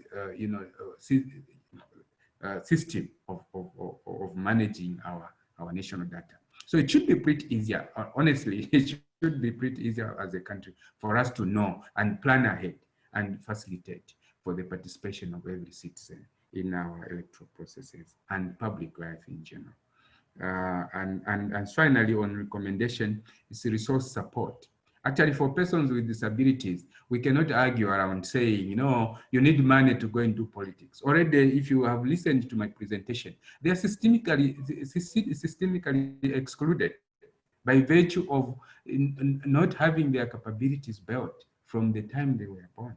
And so they're denied employment, even by their own families. They are denied, they are hidden away from education. They are hidden away from health services to be provided with assistive devices. Some of the disabilities actually can be rectified when one is young and can actually make one feel like they don't even have a disability. Those of you who have had an opportunity to go to developed countries, you don't even feel you have a disability because the environment is so friendly. Yeah, and we can do some of those simple things just to ensure that our society is inclusive. And then we can say, yes, every voter, every candidate counts in our democratic system. I thank you. Thank you so much, Mishek. Thank you. Indeed, you have spoken to our minds and our hearts. And really, we thank you for being so passionate about the topic. And I think you were very much equal to the task because you went straight to the point. And thank you so much. Just quickly, some of the issues that have come out of the presentation by Mishek, but maybe before I do this, I want to encourage you as panelists also to look at the chat box and the questions. There is question and answer there. People are asking you questions, so it will be important for you to already know what people are asking, so that when I give you the next chance, which will be very brief, you are able to speak to some of the things that people are asking in terms of questions in the chat box. Please pay attention to what people are writing. Thank you. Mishek, indeed, ZAFOD was registered in 1986. It's a mother body or an umbrella body for the disability organizations, which is into advocacy, promotion and protection of the plight of persons with disabilities.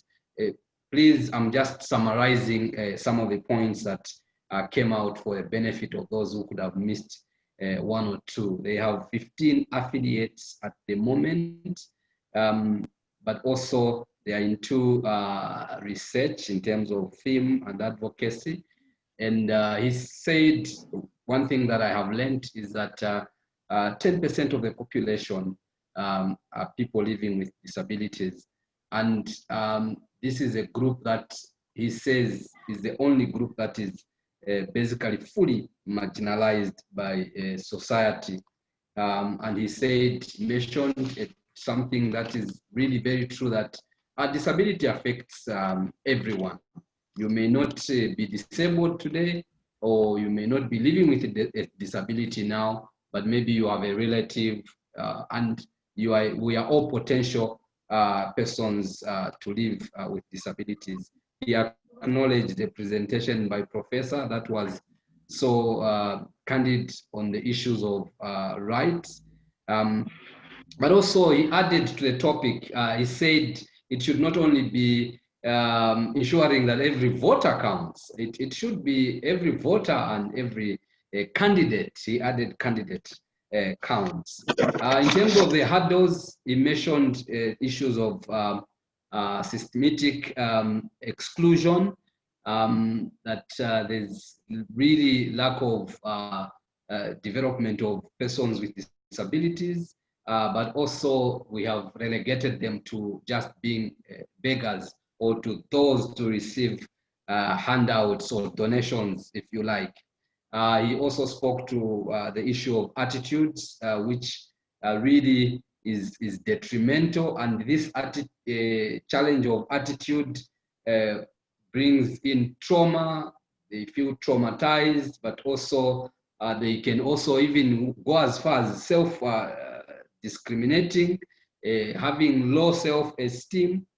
And he lamented that 56 years after independence, we cannot continue to have persons living with disabilities to just remain voting for others, but they must be seen also as candidates that can offer leadership, as it were.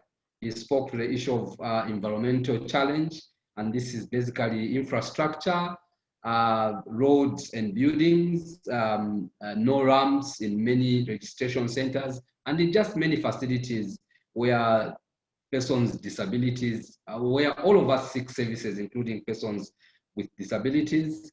And he says in conclusion on this one, he says that the environment is very unwelcoming. The issue of information, he said, information mainly is not accessible to persons with disabilities.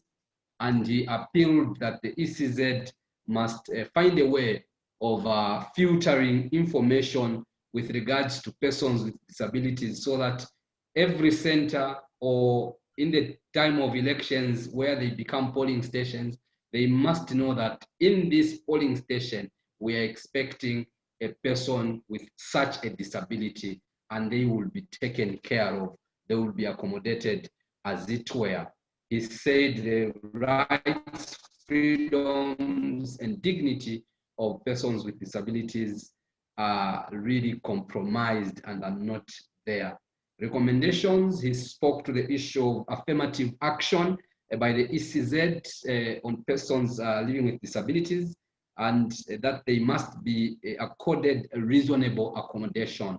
And this is where they are facilitated for in the respective disabilities that one has. He also spoke to the issue of ensuring that they must be filtering, he calls it filtering of persons with disabilities at the level of an NRC or national registration card, the level of a voter's card, a level of passport, driver's license, and so on and so forth. And I think that is in brief what Mishek has taken us through. Thank you so much, Mishek, once more. Philip is gone again. I saw Philip come, but since he's no longer with us here, when he comes, I'll give him an opportunity. But maybe let's quickly move to someone else who is going to take us through the matter to do with resolution of conflict or conflict resolution as it were. We don't have yet anyone from GEARS, so we are assuming that they will not take part in this conversation. Let me call upon Mr. and Comrade Boniface Chembe, who is the Executive Director at SACCORD, to take us through emerging conflict areas in the electoral process and resolving electoral conflict. Mr. Chembe, please pick it up and mute yourself, but also please can we see you? Thank you so much. Well, thank you so very much, Comrade Nyirenda. I hope I'm audible. You are very audible. Thank you so very much, and equally hope I'm visible. You are visible, sir. Okay, thank you. To start with, allow me to give a brief background in terms of who we are as an institution and where we are coming from. The Southern African Center for the Constructive Resolution of Disputes, SACCORD, is a wholly based Zambian non-governmental organization that was formed in 1999 and officially registered in 2000 under the laws of Zambia to promote peace and democracy in Zambia and the Southern Africa region. The formation of the organization was inspired by a few Zambian scholars and activists who had an opportunity to go to East Timor under the auspices of the United Nations for peacekeeping mission in that particular country. As you are aware, during the late 90s, East Timor was fighting for her brutal independence from the colonizing power, Indonesia.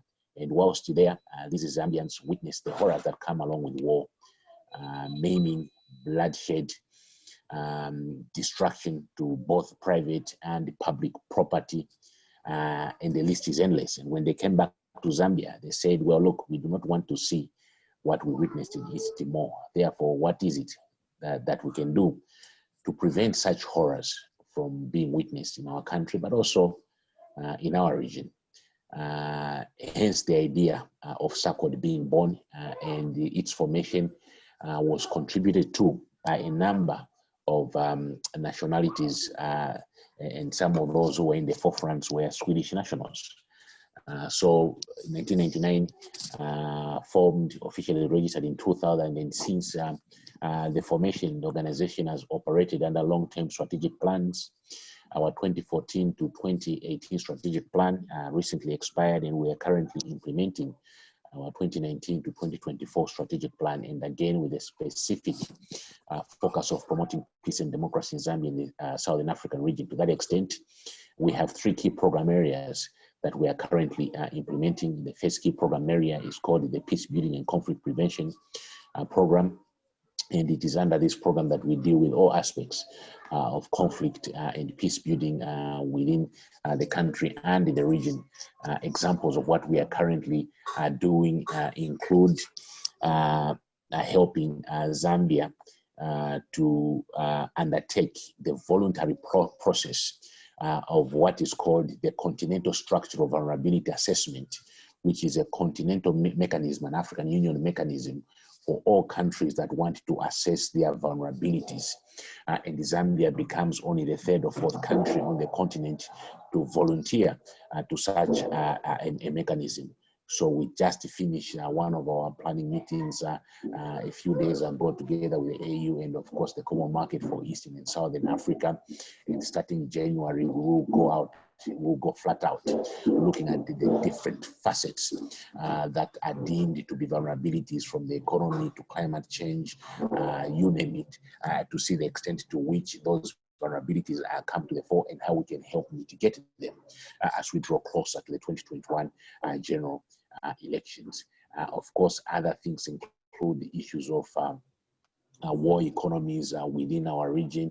Of course, that is COMESA, SADC, but also the International Conference of the Great Lakes region, and largely the continent as a whole. So these are some of the things that we're doing under this key program area, including issues of conflict prevention, peace education in our electoral process. The second key program area that we have and our 2019 to 2024 strategic plan is the Human Rights and Access to Justice program, which deals with issues of promotion, protection, as well as observance of human rights. We've got a number of programs that we are running, but just to mention one of the key ones is that on strengthening legislation for human rights defenders. We are currently in the process of putting up a bill for human rights defenders. Today, as I talk to you later on in the afternoon, we will be celebrating or commemorating International Human Rights Day under the auspices of the United Nations, specifically the Special Envoy of the United Nations in the Great Lakes region, but also the civil society platforms from within the ICGLR. SACCORD is the national chairperson for Zambia, but we are also the regional vice chairperson for the civil society organizations forum for the International Conference of the Great Lakes region. So one of the things that we'll be dealing with is human rights issues, specifically on human rights pieces of legislation that prevent the enjoyment of greater human rights by various human rights defenders in various countries within the region. So from a SACCORD point of view, we are spearheading the formulation of the bill to greater safeguard and protect human rights defenders, among many other aspects pertaining to human rights. The third and last key program area that we have is called the Accountability and Good Governance a program where we look at issues of accountability. Studies have shown that lack of accountability contributes to conflict. And of course, it is under this particular program that we deal with issues of natural as well as national resource accountability, ranging from usages of constituency development funds, implementation of the decentralization process, civic and voter education, and generally speaking, accountability around the electoral process. We are just in the process of putting up a project, of course, that will specifically look at the electoral process and all aspects are pertaining to it, and that is also enshrined in what we are calling our 2021 strategy, or 2021 elections strategy, if you will. So these are the three key program areas that we are dealing with as an institution, as an effort to promote peace and democracy in Zambia and the Southern African region. But we also have an internal program area called the Institutional Capacity and Development Program that looks at ensuring that we are always in a position to be able to remain relevant and strong as an institution where good governance is concerned, issues of statutory obligation payments, issues of ensuring that we hold our quarterly board meetings, hold our annual general meeting, and for 2019, we are scheduled to hold that in January for 2020, we are scheduled to hold our 2020 AGM in January 2021. So we've got three key program areas, and one that specifically deals with the welfare of the organization. With specific reference to the topic of discussion, of course, as you know, we are a peace building outfit, but maybe before I go into the details of our topic of presentation in terms of background, just like others have given their background, I have been with SACCORD since 2004. If you will, and have risen up the ranks from being a mere volunteer to a research officer, program manager, and currently serving executive director.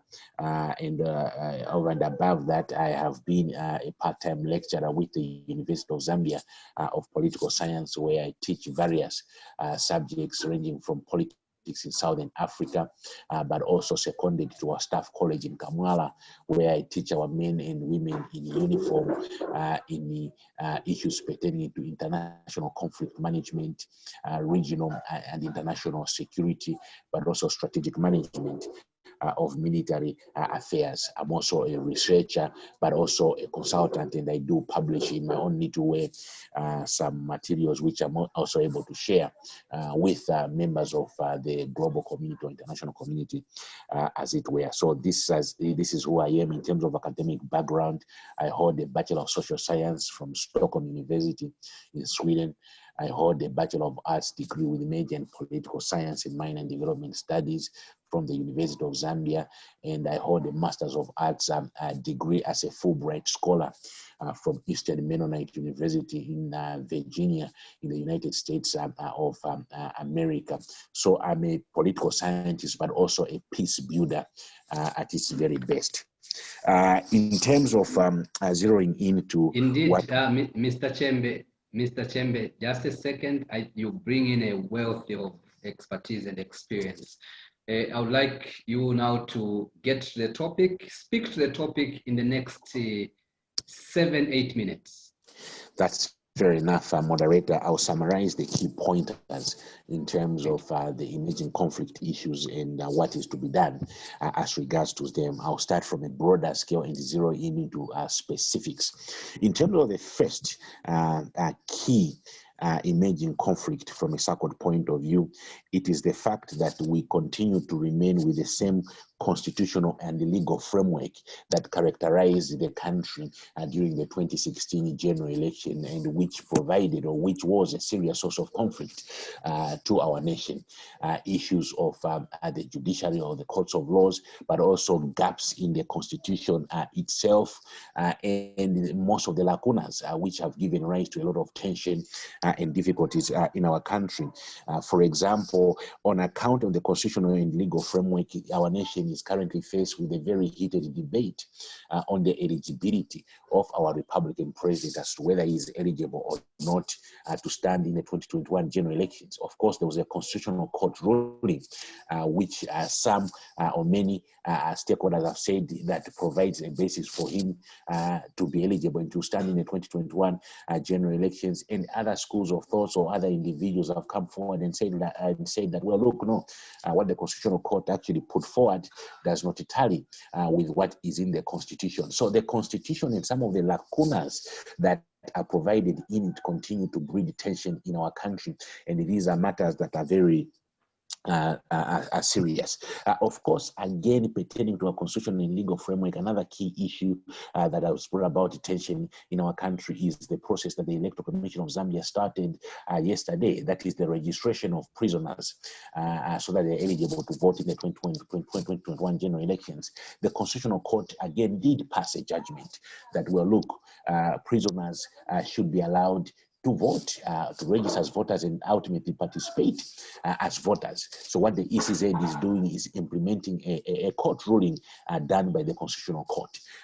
And of course, this continues to be debates that make others comfortable, that make others uncomfortable, and they continue to provide a basis upon which we continue to have issues as regards to the constitutional and legal framework that we had in the 2016 general elections. We still have a problematic and archaic piece of legislation called the Public Order Act that has been a serious source of conflict, enacted in the 50s and continues to govern what we generally consider to be a democratic space and environment in Zambia.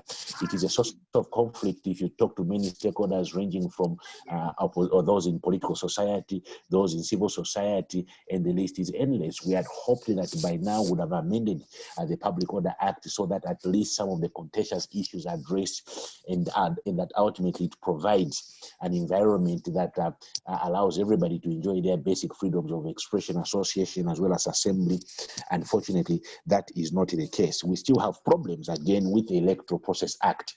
Many stakeholders have raised an issue about the composition of the Electoral Commission of Zambia, but also the manner in which some of the commissioners are appointed to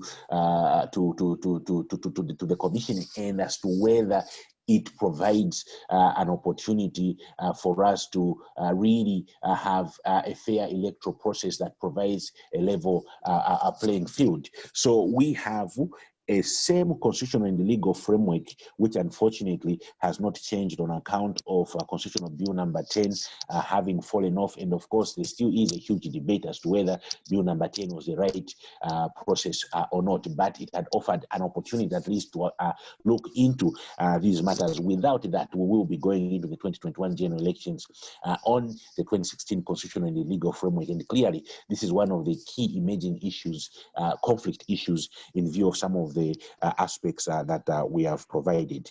The second issue from a SACCORD point of view that really is or provides a conflict, a problem or a source of conflict to our country is COVID-19, but also the manner in which COVID-19 has derailed the proper time framing or road mapping of various electoral related processes. So, for example, one of the issues that clearly stakeholders have highlighted to be problematic is the time frame for voter registration. If you go to the Electoral Commission of Zambia, the Electoral Commission of Zambia have been very categorical that, well, look, we are unable to provide what would have considered to be a normal time frame for voter registration because this whole process was delayed because of COVID-19. So we have got a situation where COVID-19 has had a huge impact on our electoral process. And as a result of that, some of the things in terms of timeframes, which would have otherwise been done differently had there not been COVID-19, have now brought problems to stakeholders in the electoral process. So we have a situation where in the peace building parlance, we call scapegoating.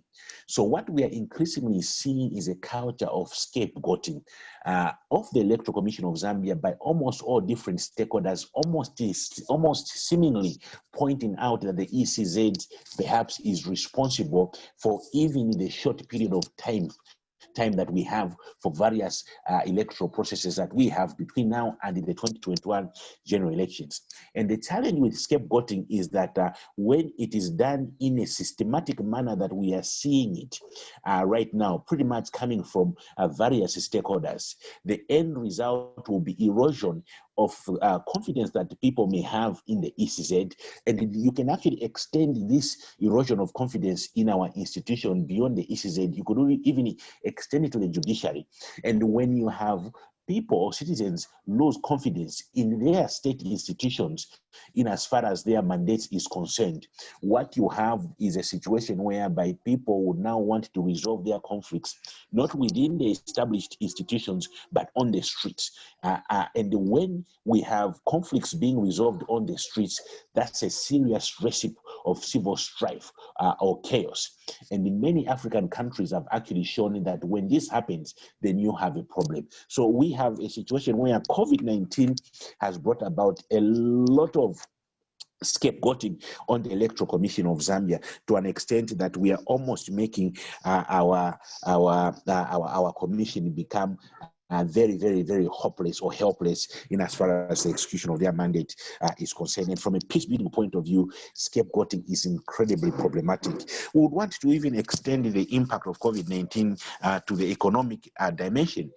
We've seen a lot of businesses close down, during the lockdown, a number of businesses closed down, which has contributed to people not having jobs and ultimately not having access to any form of income. And again, when you have people become so vulnerable on account of a pandemic such as COVID, what that does in the context of Zambia is to provide a readily available pool of especially young people who can be used as tools of political violence. So the impact of COVID-19 really from a conflict point of view is something that we must consider very seriously. The third issue that we want to raise as an emerging issue is that of lack of civility in our politics. And with this, we mean the continued emergence of violent communication, where there is no respect in the manner in which our political leaders communicate to one another. And again, studies have shown that when human beings feel disrespected, their first reaction would be to want to restore their sense of respect. And in so doing, they can either do it in a civil manner where they can talk or discuss, but in the most very unfortunate situation, you do actually see people engaged in acts of political violence. So this tends to be very problematic. So we need to ensure that we undertake as much civic engagement to our political leaders on the dangers of violent communication, because that does not help anyone in any way, shape, or form. The fourth issue that we want to bring to the fore in terms of emerging conflict issues is this idea of strongholds for various political parties, and that, look, if you are in my stronghold, you have to dance to my tune, or if you want to have access in my stronghold, you have to behave in a certain manner. We have to get rid of this culture of having a so-called Teflon territory, if we can call it, where certain political parties feel that they cannot go in this particular region because it is not their stronghold, and so on and so forth. What that does is to compartmentalize, if you will, Zambia into different regions, where some can go, some cannot go, and that has continued to breed tension, but also conflict, and is a serious source of civil strife if we do not attend to this matter very well. Let me also very quickly highlight the issue of, we always talk about political violence or electoral violence, but as SACCORD wanted to now change and perhaps call it and be very specific and call it youth violence, because these acts of electoral political violence in our country are largely perpetrated by young people, and we do not call it youth violence. And by not calling it youth violence, we do a disservice to young people who participate immensely in these acts of violence, which have had a very terrible impact on our society, where deaths are concerned, injury to human beings are concerned, destruction to private as well as public property. And what is even more concerning in terms of this youth violence is the fact that we now have security wings of political parties, youth security wings of political parties that are clad in a military kind of regalia, but have also brought on board a new culture, a very dangerous culture, a gun-wielding culture that, if allowed to take root in our country, country may pose a lot of challenges and problems to this nation. It is for this reason why even the Minister of Home Affairs a few days ago did come out in the open to actually say that we perhaps need to seriously look into the laws on the issuance of firearms to people in our country, because this is a clear and immediate present danger to the maintenance of our peace, stability and security in our nation.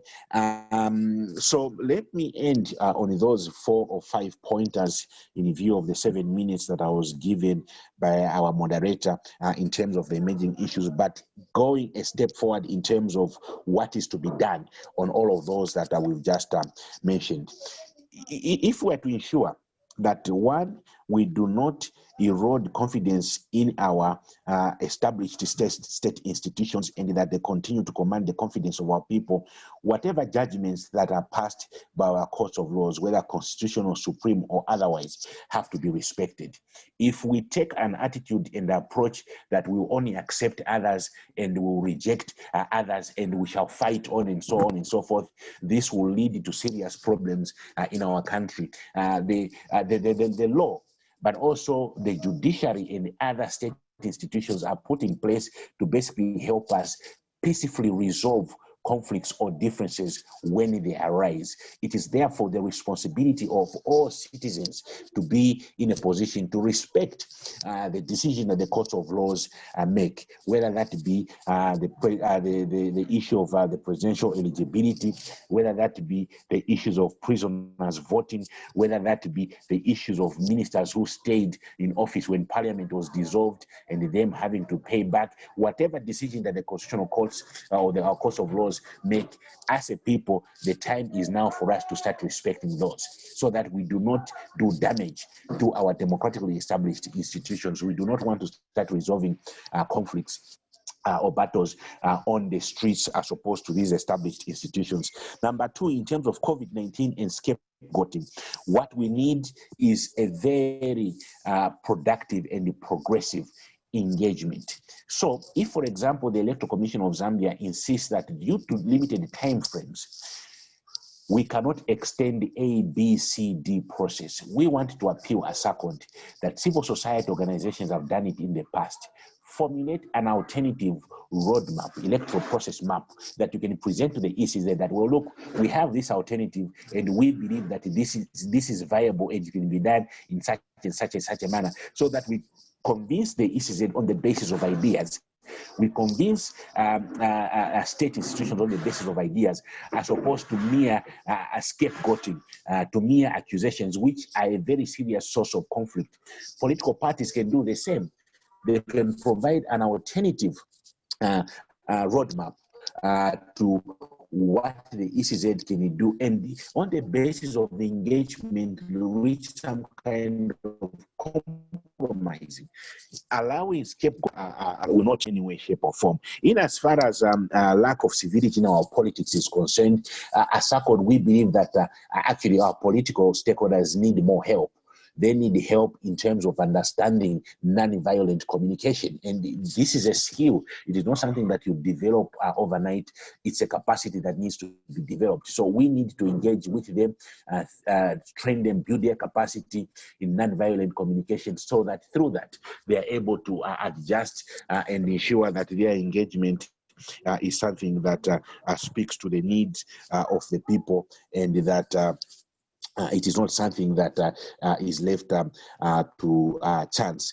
The issue of regional strongholds, I think it is paramount to always go with the spirit that we are one Zambia, one nation, and that we are one people, and that each and every single province of this country belongs to all the 17 or 18 million plus people, and that everyone has got a guaranteed right under the Constitution of the Republic of Zambia to enjoy their freedoms of expression, association, as well as assembly in a peaceful and lawful manner, irrespective of whether that particular region is their stronghold or not, when we begin to partition this country into strongholds that are not go areas, from territories that are not go areas for certain political parties, we are clearly breeding conflict that we may have challenges or difficulties in resolving. When it comes to youth violence, I think we need to do a couple of things there. Number one, of course, we need to build the capacity of youth wings of political parties in conflict resolution, so that they are able to appreciate and understand the essence of being peaceful and not engaging in acts of political violence. That's number one. Number two, political parties also need to provide the right kind of political will and show the right kind of restraint to their youth wings by withdrawing military-like regalia and not allowing their youth to engage in acts of political violence, and that when they do, there are serious sanctions that are brought forward to those young people. On this issue is that institutions are equally respected in this regard. So the Zambia Police Service being given the opportunity to be able to undertake and execute their duties where those who engage in acts of political violence is concerned, so that through that we are able to minimize the prevalence of youth violence. But also, lastly, just to adopt, I think, the recommendation that was given by the Minister of Home Affairs, we, frankly speaking, need to look at our laws for issuance of firearms, or for one to be in possession of firearms in our country, so that it does not become as easy as it is increasingly becoming, and that no one is allowed to glorify the carrying of firearms, which are an immediate and clear present danger to the observance and maintenance of our peace. So those are the few insights that we'd like to share in view of the time constraints that we have been given by the moderator. And if at all there are any other inputs, would be more than any other inputs of or questions, would be more than willing to address those. Mr. Moderator, with those few insights, we'd like to thank you so very much. Well, thank you so much, Mr. Chembe. But before I let you loose, Mr. Chembe, just one point of clarification. When Mwila was speaking, she said that it's only a handful of young people that are used in political violence, and a blanket statement is given that all youth are involved in political violence. But there's also another, class of thought where these political parties, if you look at the young people, or the people who are called young people, they are actually old people. They are in their 40s, 50s. They are the ones that are causing violence. It's very few of the young people that are in their 30s that are actually involved in violence, unless those that are just picked from the street and have nothing to do with political parties. But in terms of those that are in political parties, they are actually older people. How do you harmonize that? Just in one minute. So sorry, Mr. Nyirenda, the network got the cut. So could you please just repeat the question? I didn't quite get you. Okay, great. When Mwila was speaking, she intimated, or she indicated that it's a handful of young people that are actually abused by these older politicians to involve or to engage in violence. And everyone is blanketed because they are young people, and it is said that young people are involved in violence, when it is only a handful. But the other school of thought is that if you look at these political parties, you can go to any of the political parties, or most of the political parties in Zambia, you realize that those that are running the youth wings are not basically young people. They are actually older people. How would you then justify your classification of political violence or electoral violence as youth violence? How would you harmonize that? Sure. That's a great point that you make. Historically, I would say, from the time that we reverted back to multi-party democracy, very rarely have we actually seen a properly defined young person run the youth wing of the political parties. It is true that oftentimes it has been those who have graduated from the category of the youth. Now, when you actually zero in on those who are found in the acts of political violence, it is those that are within that category of young people. Okay, that is number one. Number two, it is true that it is not all the youth of, it's not the entire youthful population of the Republic of Zambia. It is a good chunk of them. And, you know, even if it was one person, or two young people, we still would need to be concerned that it is young people who are being involved. Okay, so you would not really, you wouldn't find, say, 50-year-olds, 60-year-olds, 70-year-olds, 80-year-olds, which is good, of course, being involved in acts of political violence, but you often find young people involved, and that should be our concern. And this is why we must bring it out very categorically that this is youth violence, because it is the youth belonging to various political parties who actually engage in these acts. The moment we want to run away from the fact that it is actually young people who are being used, then we're doing a disservice to them. So irrespective of where they are handful or not, let's recognize the fact that these are youthful people, and let's help them to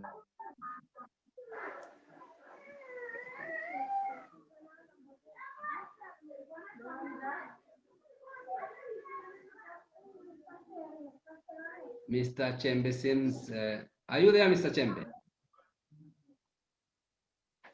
Okay. Their engagement contributes to structural violence, and the structural violence is not desirable, and we must get rid of it. So it's basically about amplifying the fact that it's the youth who are used, and that the youth need to be helped, and the youth have to stop it. And if they stop, you will clearly not find the 70 or 80-year-old engaging in such acts. Okay, great. Thank you so much, Mr. Chembe, for that response. But quickly going through what you have shared with us, is that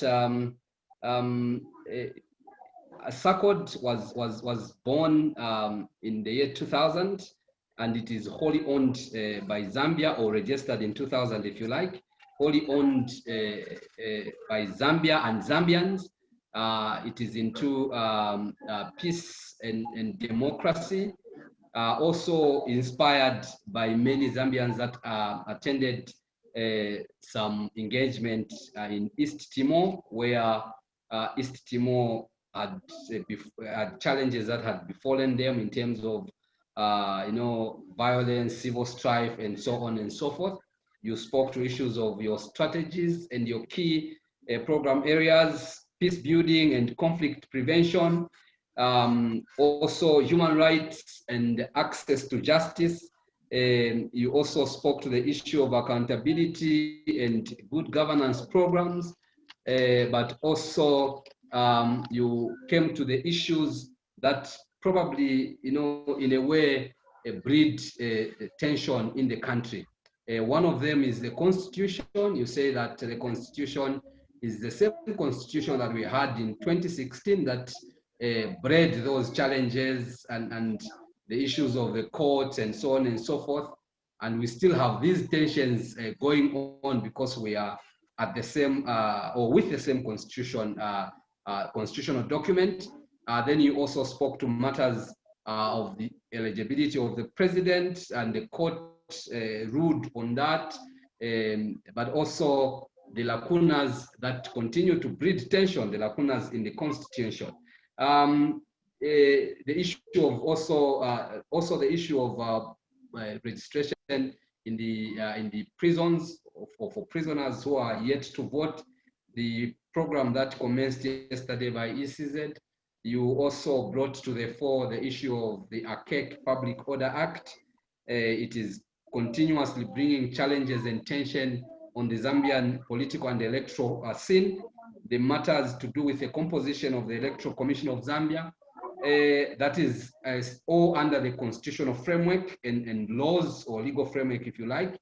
Then you also spoke to the issue of COVID-19 and the issue you called it scapegoating, where the issues of derailing matters and issues of time frame for the processes that the ECZ is engaged in, and also the issues of erosion of confidence in institutions of governance like the ECZ and the judiciary, which if it perpetrates, people will resolve to solving their problems on the streets, which basically brings mayhem.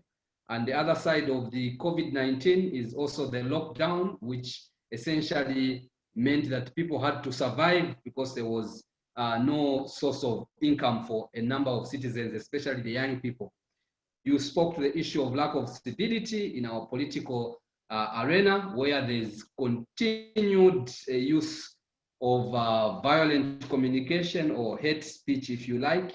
Then also issues of strongholds by political parties, which is bringing in the issues of, like dividing the country, but also matters to do with political and electoral violence, which you called youth violence because of what is obtaining. And I want to take this opportunity at this point and remind all of us that the theme for this year for the African peer review mechanism, AGA and others, African governance architecture, is basically silencing the guns. And Mr. Chembe, you rightly brought in the issues of now the young people or whoever is involved in violence brandishing weapons, including guns. So as citizens of the continent, we must be aware that there's that effort by the African peer review mechanism that is ensuring or trying to ensure that by the end of this year, 2020, and we're only remaining with less than 20 days to the end of this month and the end of this year, we must end or silence the guns. You spoke to the issues of what must be done, and I think these were very clear and vivid. For the sake of time, I think this Philip is gone again. I was hoping that I should give him a chance to speak, but since he's not here, I can quickly go through what Boniface said in terms of what must be done. There must be a confidence built in the citizens, in our state institutions, and it must be retained because it is important, but also respecting the decisions of the court, whether one likes them or not. The issue of scapegoating and COVID, there must be some kind of productivity and progressiveness in terms of engaging, where civil society and other stakeholders can build an alternative roadmap and be able to share with ECZ and see how it could be done. Issues of political strongholds, there is literally no need for these strongholds, and people must be respected regardless of where they emanate from or which political association they belong to. They must be respected because our constitution and other treaties or protocols to which Zambia is a party say so, and these were basically well elaborated in Professor's presentation.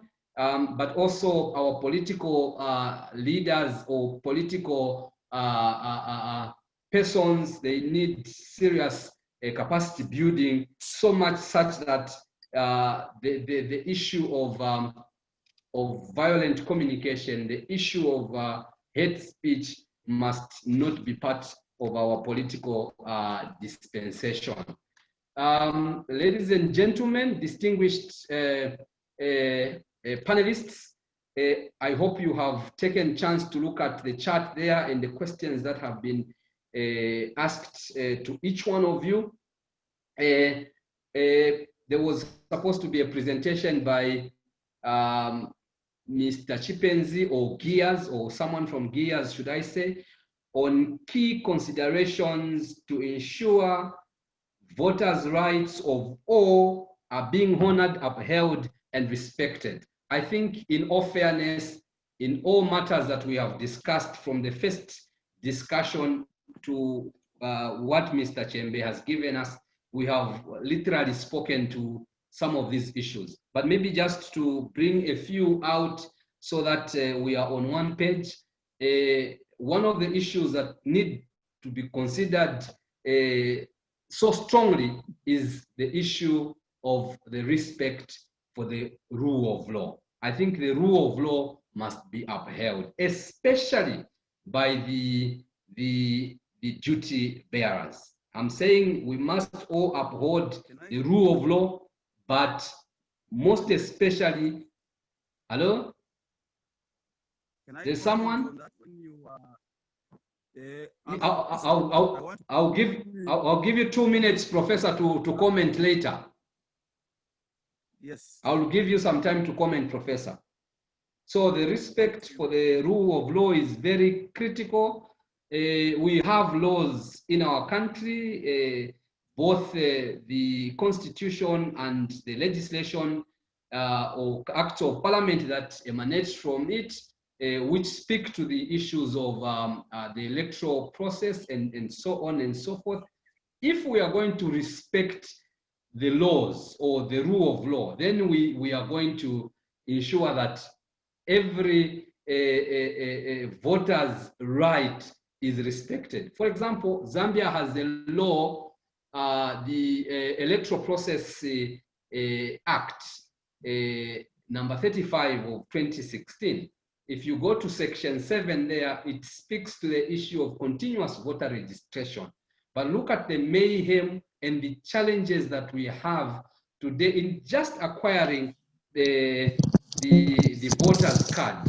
It is like, you know, you have to fight tooth and nail when it is a simple thing that anyone should acquire, you know, without any struggle. So the respect for the rule of law is very key. But also, we must have, you know, tolerance. Tolerance is very key in terms of ensuring that every voter's right is respected, honored, and upheld. What is very important, we must not, as citizens and as a people, is the fact that it is every eligible person's right to participate in national undertakings. And there is no way people should be disadvantaged because they are coming from a certain ethnic group. There is no way people should be disadvantaged because they come from a certain region of the country. There is no way that people should not be given the right for them to properly register as voters so that they are able to participate in electing leaders, but also in having themselves contest, because you cannot contest an election if you are not a registered voter. So you need to register as a voter first before you contest. So it is important that people, regardless of where they come from, regardless of their status, people's rights or voters' rights must be respected. Everyone that is eligible must be given an opportunity to register as voters. And indeed, yes, in the next 2 days, on the 12th, Saturday, the ECZ is closing the voter registration exercise. From the last briefing they gave the citizens is that they have only registered 4.3 million out of the targeted minimum 9 million. This in essence is telling us only only 20% of, slightly above 20% of the work has been done and 80% has not been done. And that has been done in the first 3 phases or first 3 weeks. And we are only, at the point they were giving us that update, only 1 week was remaining, and the 80% of the work should be done in the last 1 week, which is not possible. So indeed, the ECZ, in a way or the other, must be able to respect in terms of people's rights and allow people to register as voters, and thereby they must find a way of extending the voter registration so that no one is disadvantaged, but also that no one is disenfranchised from participating in the 2021 national elections. I did just say this to fill up the Chipenzi's slot, because they were supposed to present on the key issues. But then I will ask Moderator, Professor. just a quick correction there. The Yes, percentage reached is about 44%. Okay, 44%. 4 million against 9 million. Yeah. Correct. Thank you so much. About 44%, and we are remaining with about 56% in the last 1 week. Thank you so much for that. I will ask all of us now to be ready to begin to conclude. But as we conclude, I will ask all of us to make recommendations that we want to see the Electoral Commission of Zambia particularly do, but also that the electoral process in this country as a whole should embrace. So what are those issues? But before that, we need to also respond to the questions. Some of them I'll be able to read them, but I'm sure some of them you have read them already and you'll be able to just speak to them as you give your concluding remarks. Professor, I will also give you an extra minute to speak to this issue of the key considerations to ensure that voters' rights of all are being honored, upheld, and respected. When your chance comes to speak to your conclusion and to answer the questions, please remember also to make an addition to this particular topic. I will start with, maybe I should go, I will start with Mr. Chembe. I will go reverse. Mr. Boniface Chembe, I hope you have seen 1 or 2 questions on the chat that you can be able to respond to. And please, I think if there are those that have seen certain questions that I may not have, looked at because of, doing so many things at one time, please feel free to remind me and say, there's this question asked to this person. So, Mr. Chembe, please unmute yourself. Philip is here. Philip, Mr. Chembe, just a minute. Philip. Hello, Philip. Hello. Philip, unmute yourself. Are you able to speak to your presentation? Philip, are you able to speak to your presentation now? Yes, am I being heard? Yes, we can hear you. We can hear you. You have muted yourself. Can you unmute yourself and speak? I'll give you 5 to 6 minutes. I don't want to be said that no, I was very unfair to the young people, the youth. Philip. Wow, I think Philip has a technical challenge.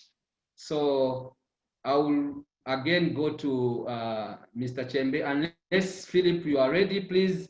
If you are ready, indicate so, but I will begin with Comrade Chembe. Please remember, you must give us some of the recommendations that you feel should go to the ECZ, but also to our electoral process in general as a country, but also I know that other countries in the SADC region and on the African continent will be able to learn some of the best practices or recommendations that you'll be able to give. Mr. Chembe, sir. Oh, thank you so very much, Comrade Nyirenda. I think first and foremost, I want to agree with Comrade Simon Kabanda that lack of adherence to the law breeds conflict. And clearly, if we are to avert any kinds of conflict, everybody must be able to adhere to the law. And this is why we are a country that subscribes to the rule of law. So I think that's a first and foremost clear recommendation from our part.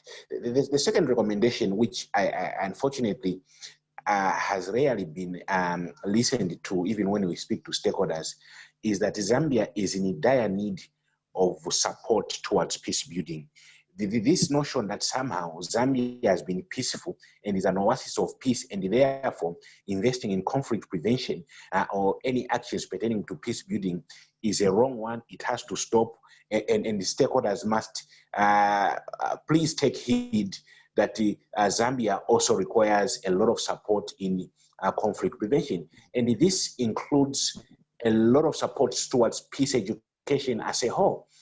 When you have peace education, this is when you deal with the issues of coexistence, issues of tolerance, which you yourself, moderator, was talking about, and also bring on board and accepting the continental structural vulnerability assessment mechanism, for example, COMESA, which SACCORD is working with and running with, undertaking conflict early warning systems, making sure that those are functioning, that those are followed.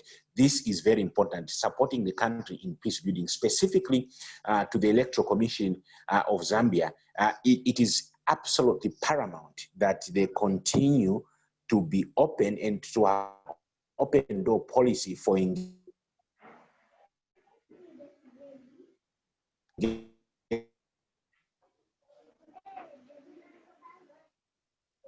Mr. What Chairman, they're trying to put in. we Yeah. seem to have lost you. Just a minute, we had lost you. But can I stop you just there? I'll make a quick addition, because we must also be informed that the Electoral Commission of Zambia was invited to be part of this dialogue or conversation, but unfortunately they couldn't take it up because of reasons best known to themselves. They did not give us any reasons, but they are not here. But also maybe to speak to the issue of peace building, you realize that as SACCORD, Operation Young Vote, and many other civil society organizations are part of the Conflict Management Committee of the Electoral Commission of Zambia. And currently the ECZ is undertaking a training of the National Conflict Management Committee and issues of peace building. And this, I must mention that it is solely supported by the United Nations Development Program, the UNDP. So that international support that you are talking about, Mr. Chembe, is already flowing in, and matters of peace prevention are actually happening. So it would be folly for me not to mention this, because I'm part of the Conflict Management Committee, and just because the ECZ is not here, I would not be fair to the process by not mentioning this. I will allow you, Mr. Chembe, later. Can I just hear from Philip quickly? Philip, you have 6 minutes. Please speak to us.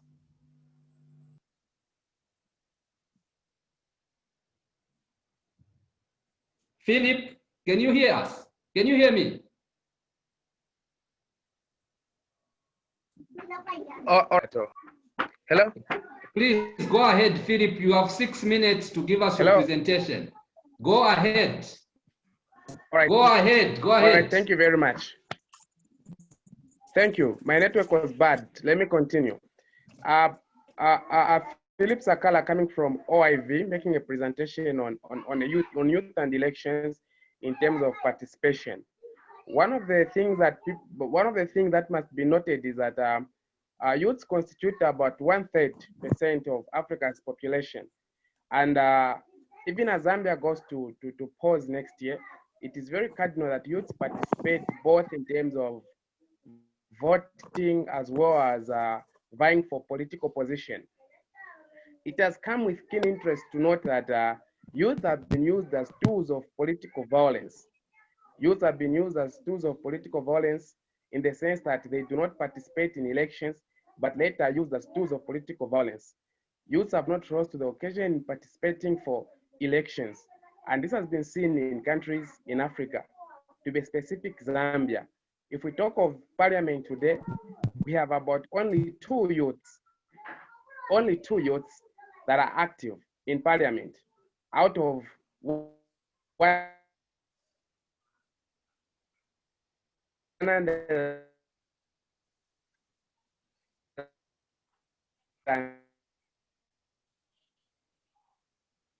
Your network. Okay, go ahead. Go ahead.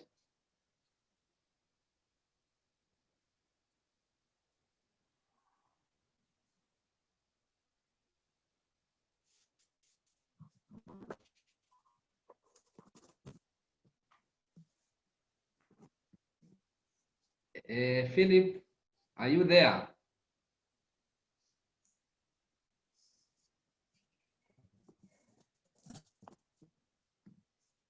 Okay. Philip's network seems to be betraying him, and I think we will go to Mr. Chembe, who had started. Mr. Chembe, you have just 2 minutes to just give us your responses and your conclusion. Okay, moderator, I just want to contextualize. I totally agree with you in terms of both I think yourselves and ourselves, we are currently in Kafue, where the training on the National Conflict Management Committees are taking place. What I meant when it comes to civil society is that if you look at the scope and the mandate of the National Conflict Management Committees, it is totally different. Let me break it down. When you talk about building strong conflict resilient communities, the National Conflict Management Committees don't undertake that. When you talk about the strong peace building processes that involve SACCORD processes, that involve bringing that sense of dignity and integrity through peace in communities, the national management committees or conflict national management committees do not delve into those details. So my emphasis is a complementary one over and above those processes around conflict that are being undertaken by state institutions, if you will. You need a non-state actor engagement, and this is the kind of support that we want Zambia to be given. Currently, as we speak, it is inadequate, if not completely non-existent, and that is a great disservice to us, and that's the recommendation that has to come forward very clearly. So, and of course, we commend and accept the fact that the district conflict management committees are at least something that is being done. The National Conflict Management Committees or the ECZ, something is being done. But let's have those initiatives from civil society that will ultimately ensure that we've got strong conflict resilient communities through our work. That is what we need. Absolutely. It's unfortunate that the ECZ didn't take advantage of this platform.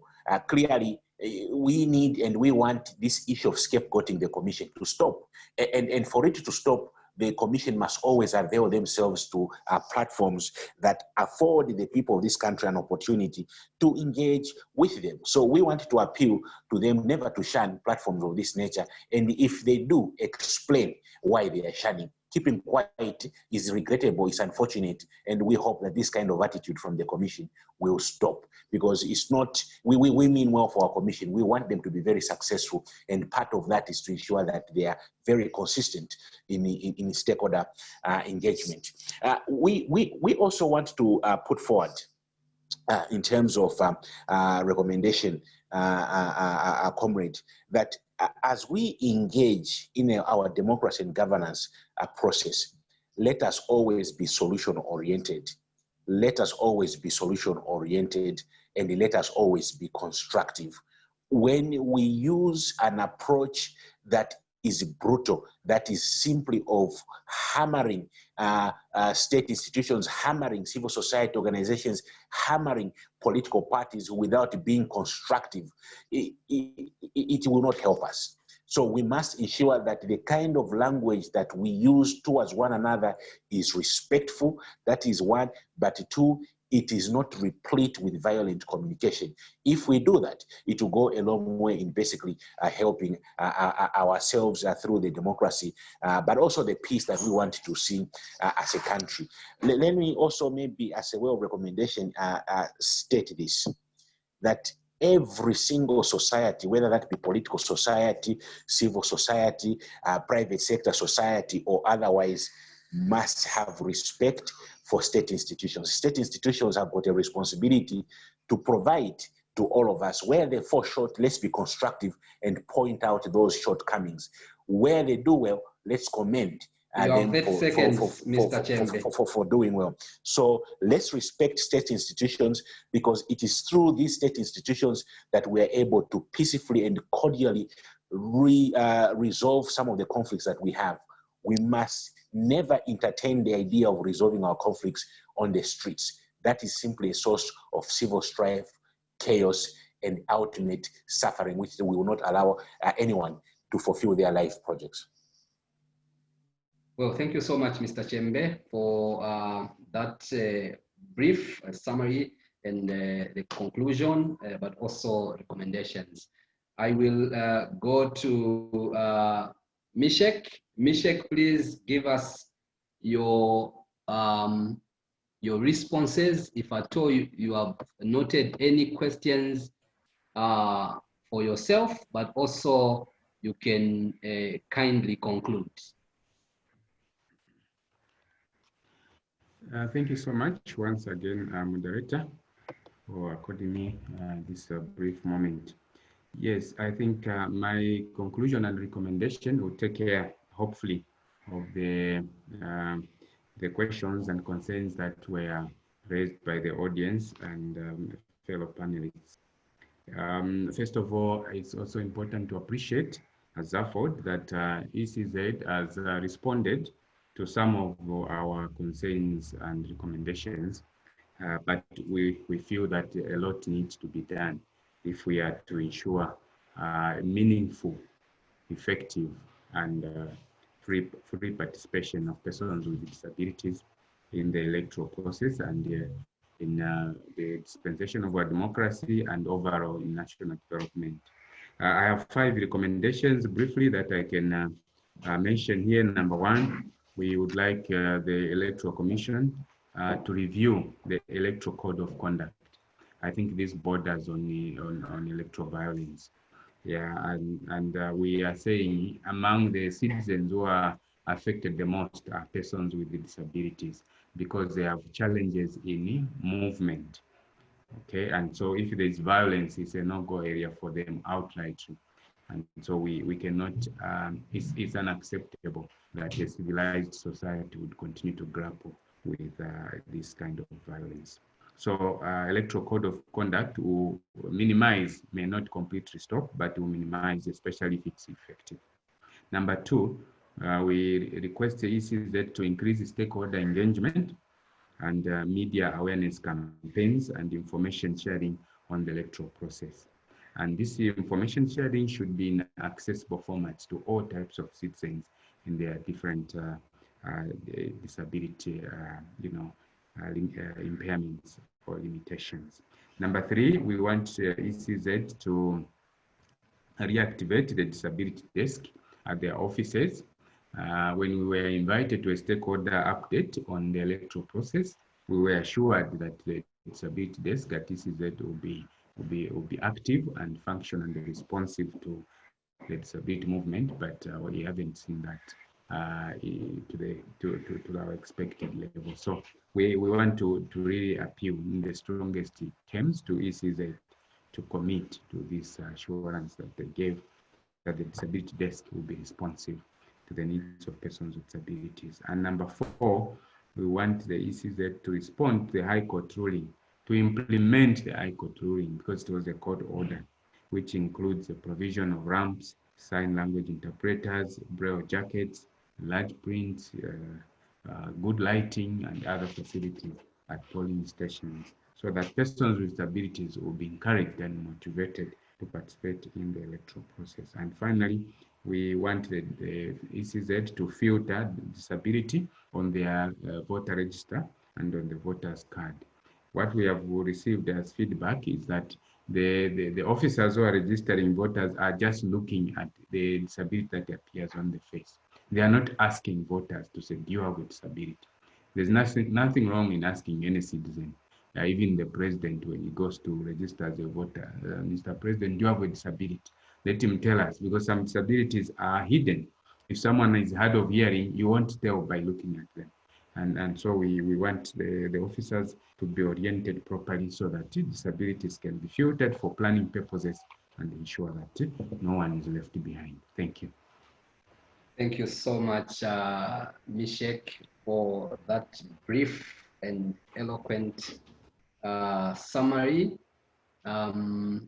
Maybe one question for you before you go. I know that I'll call back Mr. Chembe to also give his thoughts on this one. There's a question that why are NGOs silent on violence? That is number one. And number two is that in terms of NRC issuance, what are the NGOs doing? Because a lot of young people are being disadvantaged as they have no NRCs. So, Mr. Mishek, since you are still on the floor, I will allow you to quickly, in less than a minute, to answer those two questions. Yeah, I think in both of your questions, maybe the answer could be NGOs are not addressing the rightful duty bearers who have the mandate to address those concerns.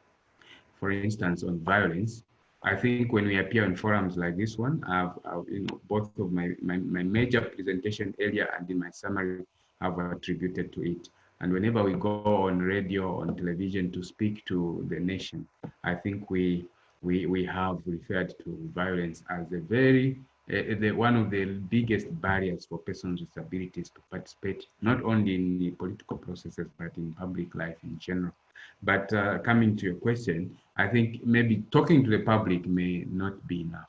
Maybe we need to speak to those who are involved in the violence, especially political parties.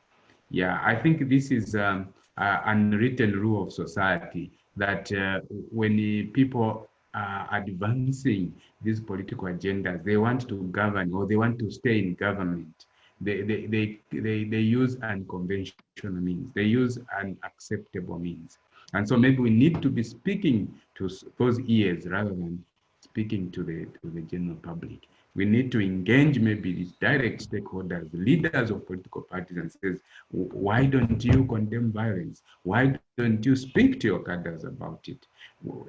I think that way the NGOs will be seen to be making inroads and deadway progress towards a peaceful process in Zambia. It can be achieved. We count ourselves to be civilized, but our actions sometimes defeat the dictates of civilization. Thank you so much, Mishek. Mr. Chembe, please, I'm calling you back in less than 30 seconds to answer those two questions, but I will give you another extra 30 seconds because someone is agreeing with you on the issues of scapegoats, but also the issue of lack of adherence to the law, and this is about the continuous voter registration, and that it is now breeding conflict because there's lack of adherence to the law. In 1 minute, please comment on that one and also answer the first two questions. So together, all the three issues in 1 minute. Well, Moderator, I think this requires a whole session. It requires a whole half day, if not 1 week, to address, because even the responses that I will be able to give, they may not satisfy the answer. Because one, it is not that NGOs are quiet on political violence. NGOs have been extremely proactive on political violence, but there have been some challenges that have been faced, and this is what I was talking about. You see, peace building is an investment, and when you get the investment correctly, the results are there to be seen. The investment that we have gotten so far have allowed the country to avoid a hot conflict and keep incidences of political violence to just that, incidences dotted across different parts of the country. So our efforts have contributed immensely to ensuring that Zambia generally continues to remain peaceful. However, not everybody will be satisfied that even if we have incidences of political violence, we've done enough. And therefore, I agree with the person who says that perhaps we need to do more. Yes, we need to do more, and that doing more requires much more greater investments. And we can go into details in terms of the kind of investment that we need in peace building. But there's a lot that is being done. A lot more can be done with the right kind of investment that we've been calling for in the peace building for a long time in our country. In terms of the second issue, just help me understand, moderator, what's the second issue? Well, the second issue is about the voters. Let me go to it quickly. Okay, maybe you can answer this as we are looking at that one. Apart from pointing out the youth being used in political violence, what deliberate interventions or strategies has SACCORD put in place to prevent these acts of violence?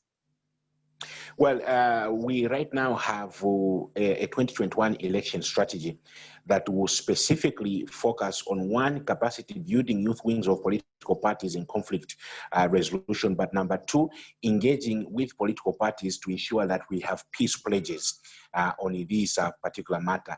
But over and above that, number three, ensuring that we reverse what is increasingly showcasing itself as structural violence by ensuring that we provide alternatives to the kind of energy that the youth have towards productive means as opposed to acts of political violence. And then, of course, thirdly, just ensuring that we have extensive peace, civic and voter education targeted at these young people.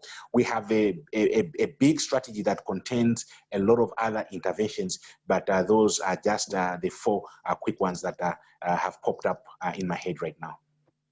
Thank you so much. And those are deliberate. Maybe just also to add to that, which something we already mentioned, the issue that we are engaging with the government on structural vulnerabilities, that is also involved, but also what we are doing with COMESA in terms of the early warning system. Thank you so much, Mr. Chembe. I'll cut you there. Thank you so much. I will go to Mwila. Mwila, please come on board. The young people are being disadvantaged. No analysis. What is your organization doing to ensure that the young people are not disadvantaged? But also the issues of violence. What is your organization doing going forward? And any other recommendations that you have? Okay, thank you, moderator. For us as ActionAid and Global Platform, we have been actually carrying out countrywide voter registration campaigns. Like I earlier mentioned, we have just finished having our first round in the 3 provinces that we had sent our young people to actually conduct the registration voter campaign in different districts. And hence also, we are also trying to continue mainstreaming different advocacy messages in terms of encouraging young people to vote, and knowing that we have 2 days remaining. So today and tomorrow, we are most likely to see long queues in these voter registration stations, because most of the young people would have actually wanted to go and register to vote. So in terms of violence, how we are able to, or how we are managing it as ActionAid, we've actually developed a program where we are visiting different political parties. So today I must mention that we will be with the Socialist Party and also UNIP, and then tomorrow we'll have a different party and going on forward. And I think our essence of us visiting them to to their offices is for us to be able to engage them and also understand how ready they are for 2021, and also how well have they prepared their young people within the political party itself before we even get to hear of their political manifestos.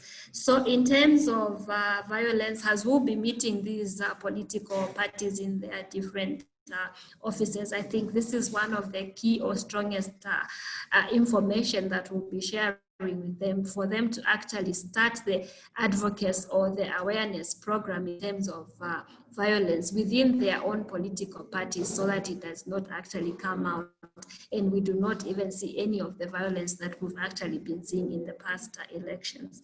So thank you so much.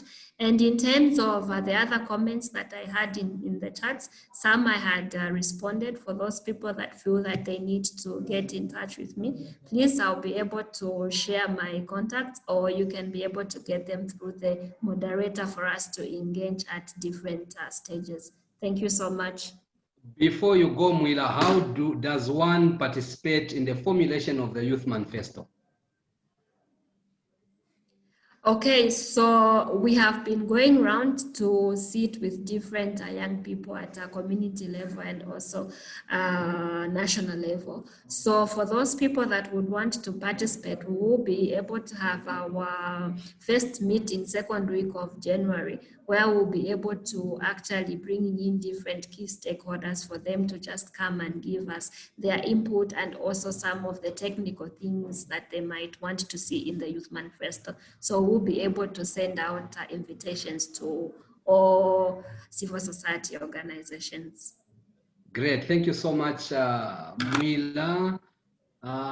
Before I allow my colleague Goodwin and somebody from SGGEM, can I have Professor, in less than 2 minutes, Professor, give us your closing remarks, answer the questions that have been asked to you, and one of them is about the issue of human rights and the issue of the ECZ discarding a voters' roll that contained the 6 million plus voters and starting a new an activity that is seemingly not going well for them. Professor.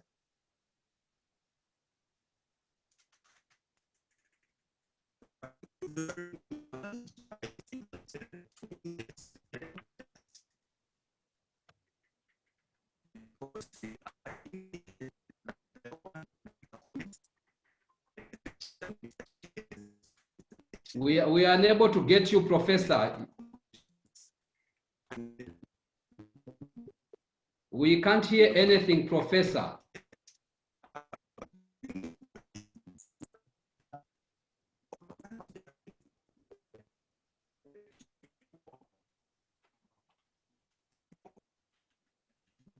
Okay, as Professor is still checking his gadgets, can I allow Goodwin to just say a word or two?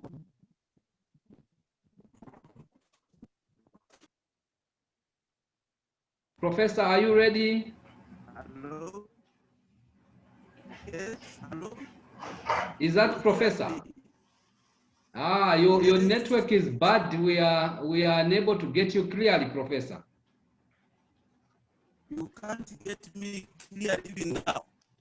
Okay, at least now we can hear you. Yes, maybe you can go ahead, Professor, then I'll give it to Goodwin later after you. 2 minutes, Professor, 2 minutes. What I said was 2 minutes is clearly unjust, because I had indicated I wanted to make some comments on Mr. Chembe's presentation before I make my conclusions. So yes, Professor. Bear that in mind. The first comment I want to make is on Article 45 of the Constitution. Article 45 of the Constitution. It says that elections should ensure that they are free from violence. That's number one. Free from intimidation. That's number two. And free from corruption. That's number three.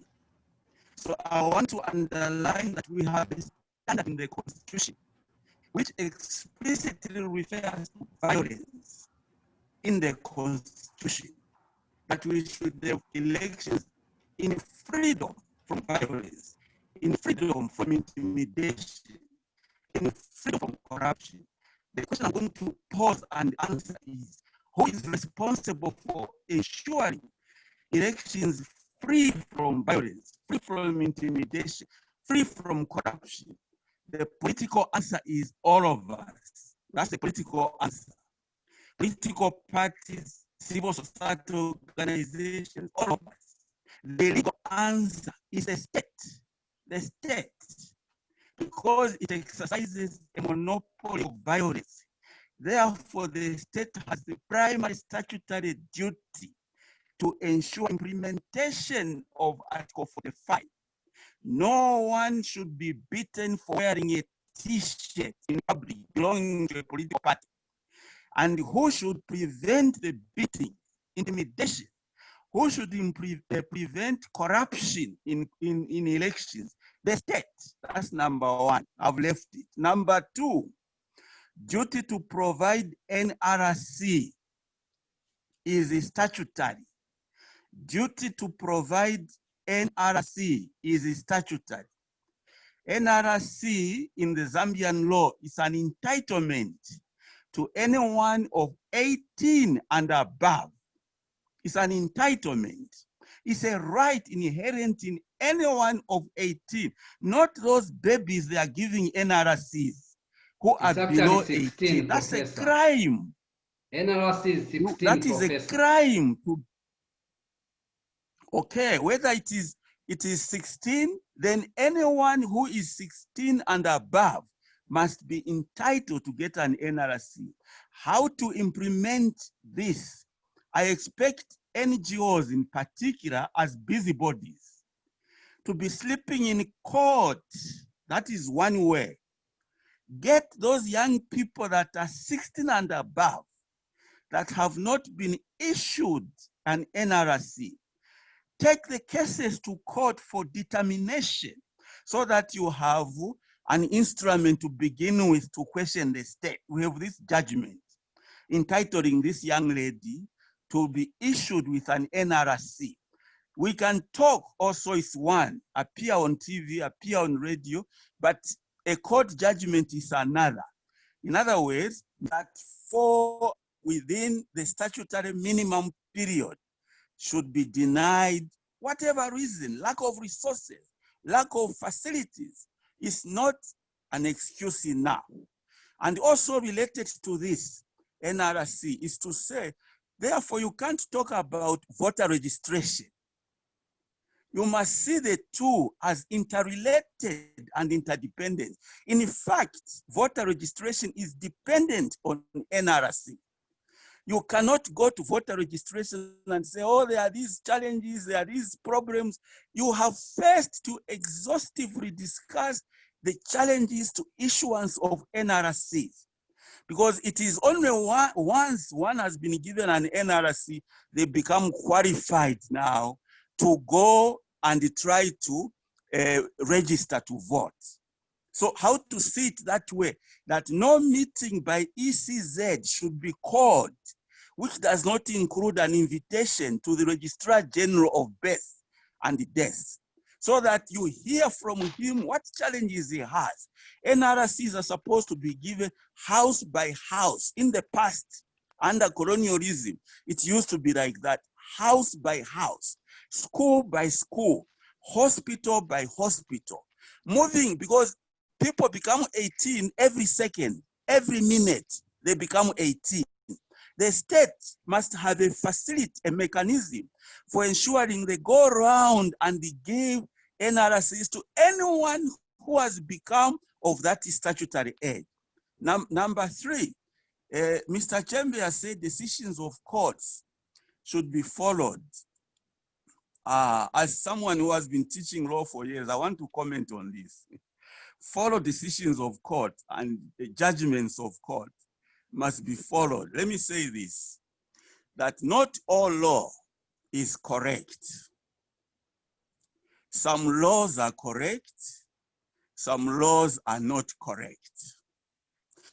This is why at the magistrate court, at the high court, when you feel the judgment against you is not fair, you have a right to say, I did not receive fair judgment. You have a right. And you have a right to appeal. That is why there is that, right? So in schools where we teach, it's not every law that has been interpreted or written by a student that is correct. No. Some assignments in law we give 0. Some we give 5 out of 10. Some, of course, we give 9 out of 10. Some are right, some are wrong. The correct position is to say a wrong law must not be followed. A wrong law must be fought.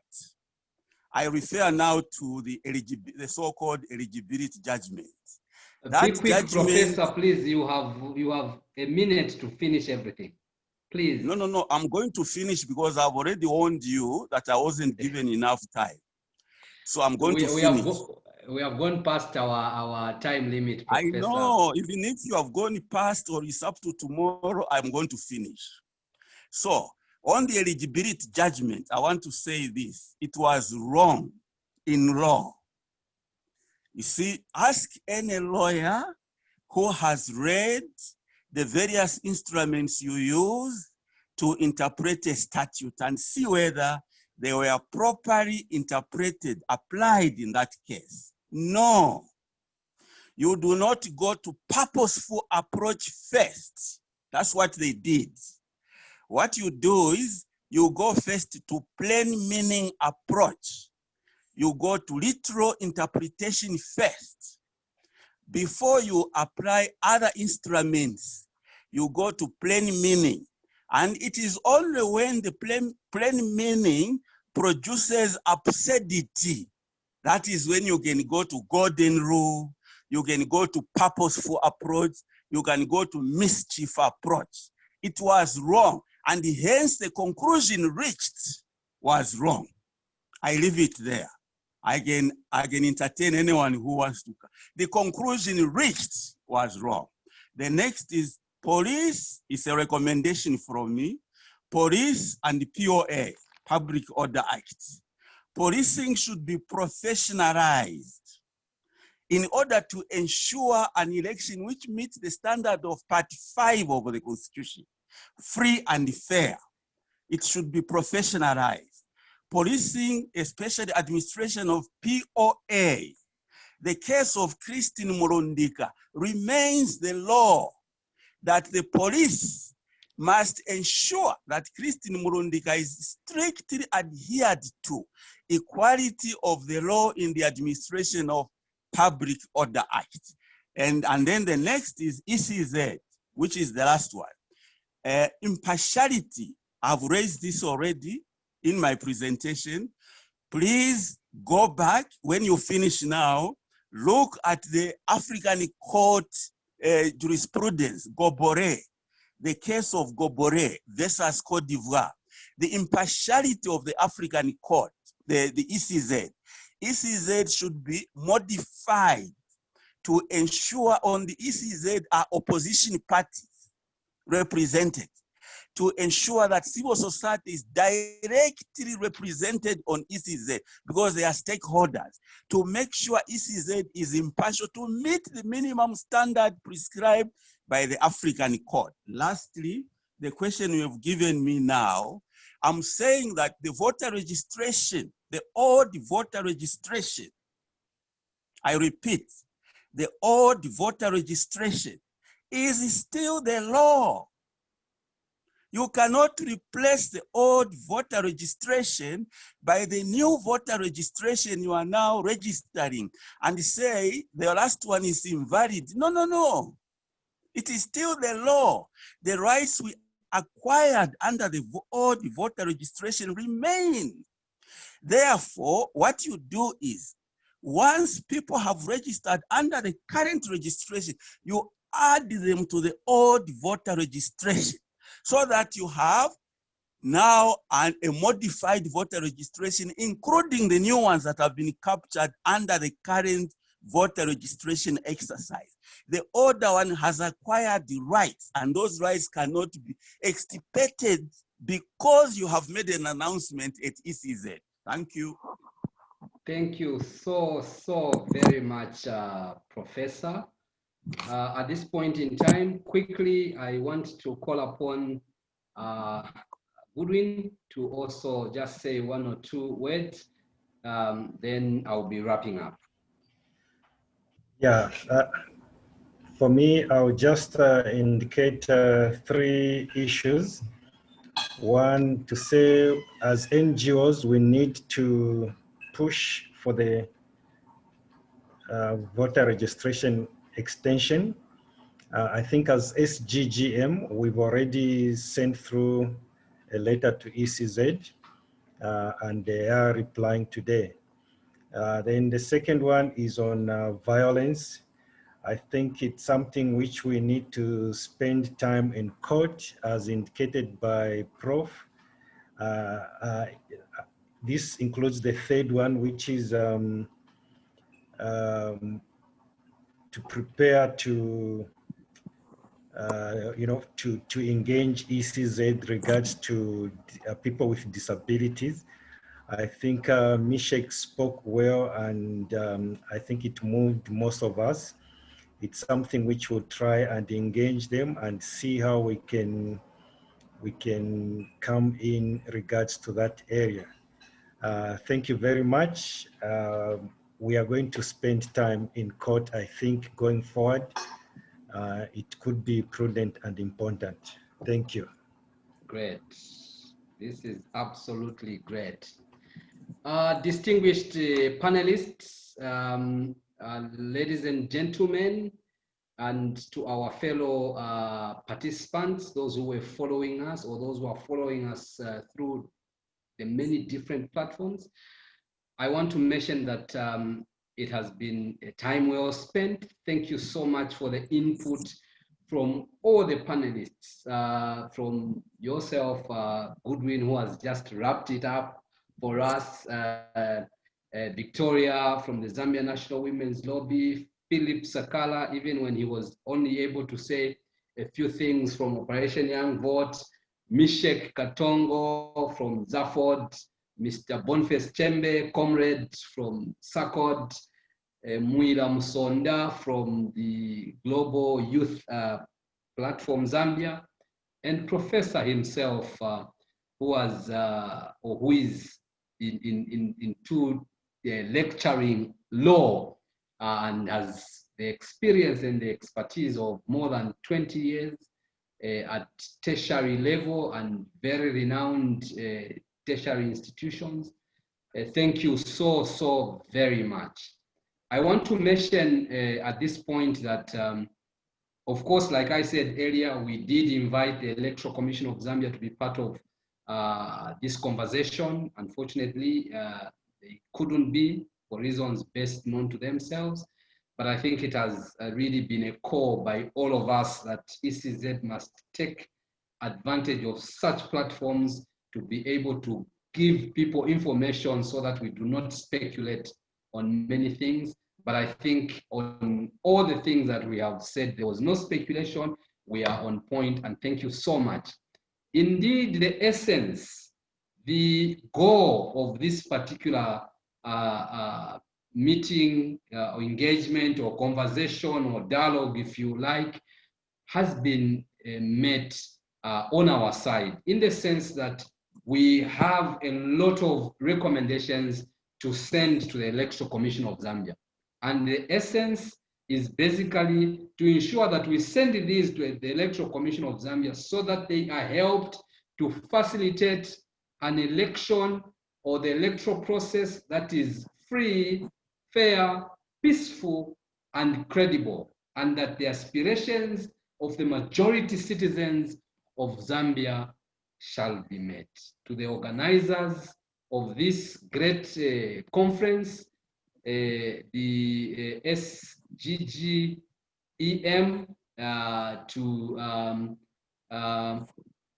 Justice Forum Zambia, and also to the Youth and Women in Democracy Initiative. We say kudos to you. Thank you so much. You have done what Napoleon failed to do. We're able to, do this conversation, come up with these very beautiful recommendations, which we'll be sending to the ECZ because of your not only innovation and initiative, but your passion to want to see that in Africa, things become better, and particularly in Zambia. Of course, looking forward to ensure that we have the Africa that we want, we need to begin today if we are going to have a 2063 that answers to the aspirations of the citizens of Africa. Thank you so much to all of you. Please, this has been Guest Nyirenda, your moderator, Executive Director, Operation Young Vote, member of the National Governing Council of the Africa Peer Review Mechanism and spokesperson, but also member of the NGO Council in Zambia, member of the National Conflict Management Committee of the ECZ. In fact, I must mention that I'm doing this moderation from where the ECZ conference is happening in Kafue. I excuse myself for this very important undertaking. Ladies and gentlemen, distinguished citizens of this great country and this great continent, please, a luta continua, you are the best, and together we can. Somebody reminded us that today is International Human Rights Day. Thank you so much for that, and happy Human Rights Day to all of us. Please, shalom, shalom, all the best, and God bless us all. Thank you. Thank you. Thank you so much. Mr. Nyirenda, I'm still guessing which one is your first name. Please, you have guessed right. You've guessed right, actually. Great work, great work. Thank you so much. Thank you so much. Okay, Buya, thanks. Professor, you have been an all-weather friend. Thank you so much. Thank you to all of you. Keep the fire burning. Let's see what we can do together. Merci beaucoup. Thank you very much. Thank you. Merci beaucoup, Professor. Thank you very much, comrade, and have a good one in Kafue. Comrade, you are the best. Thank you so much. Mwila, you have been a friend in thin and thick. We have run these things in the trenches together. Thank you so much, Mwila. Thank you, everyone. Good day. Bye-bye. Thank you, Mishek. Your presentation was awesome. You touched our hearts, and we are going to do what we can to put things right. Thank you. I'm humbled.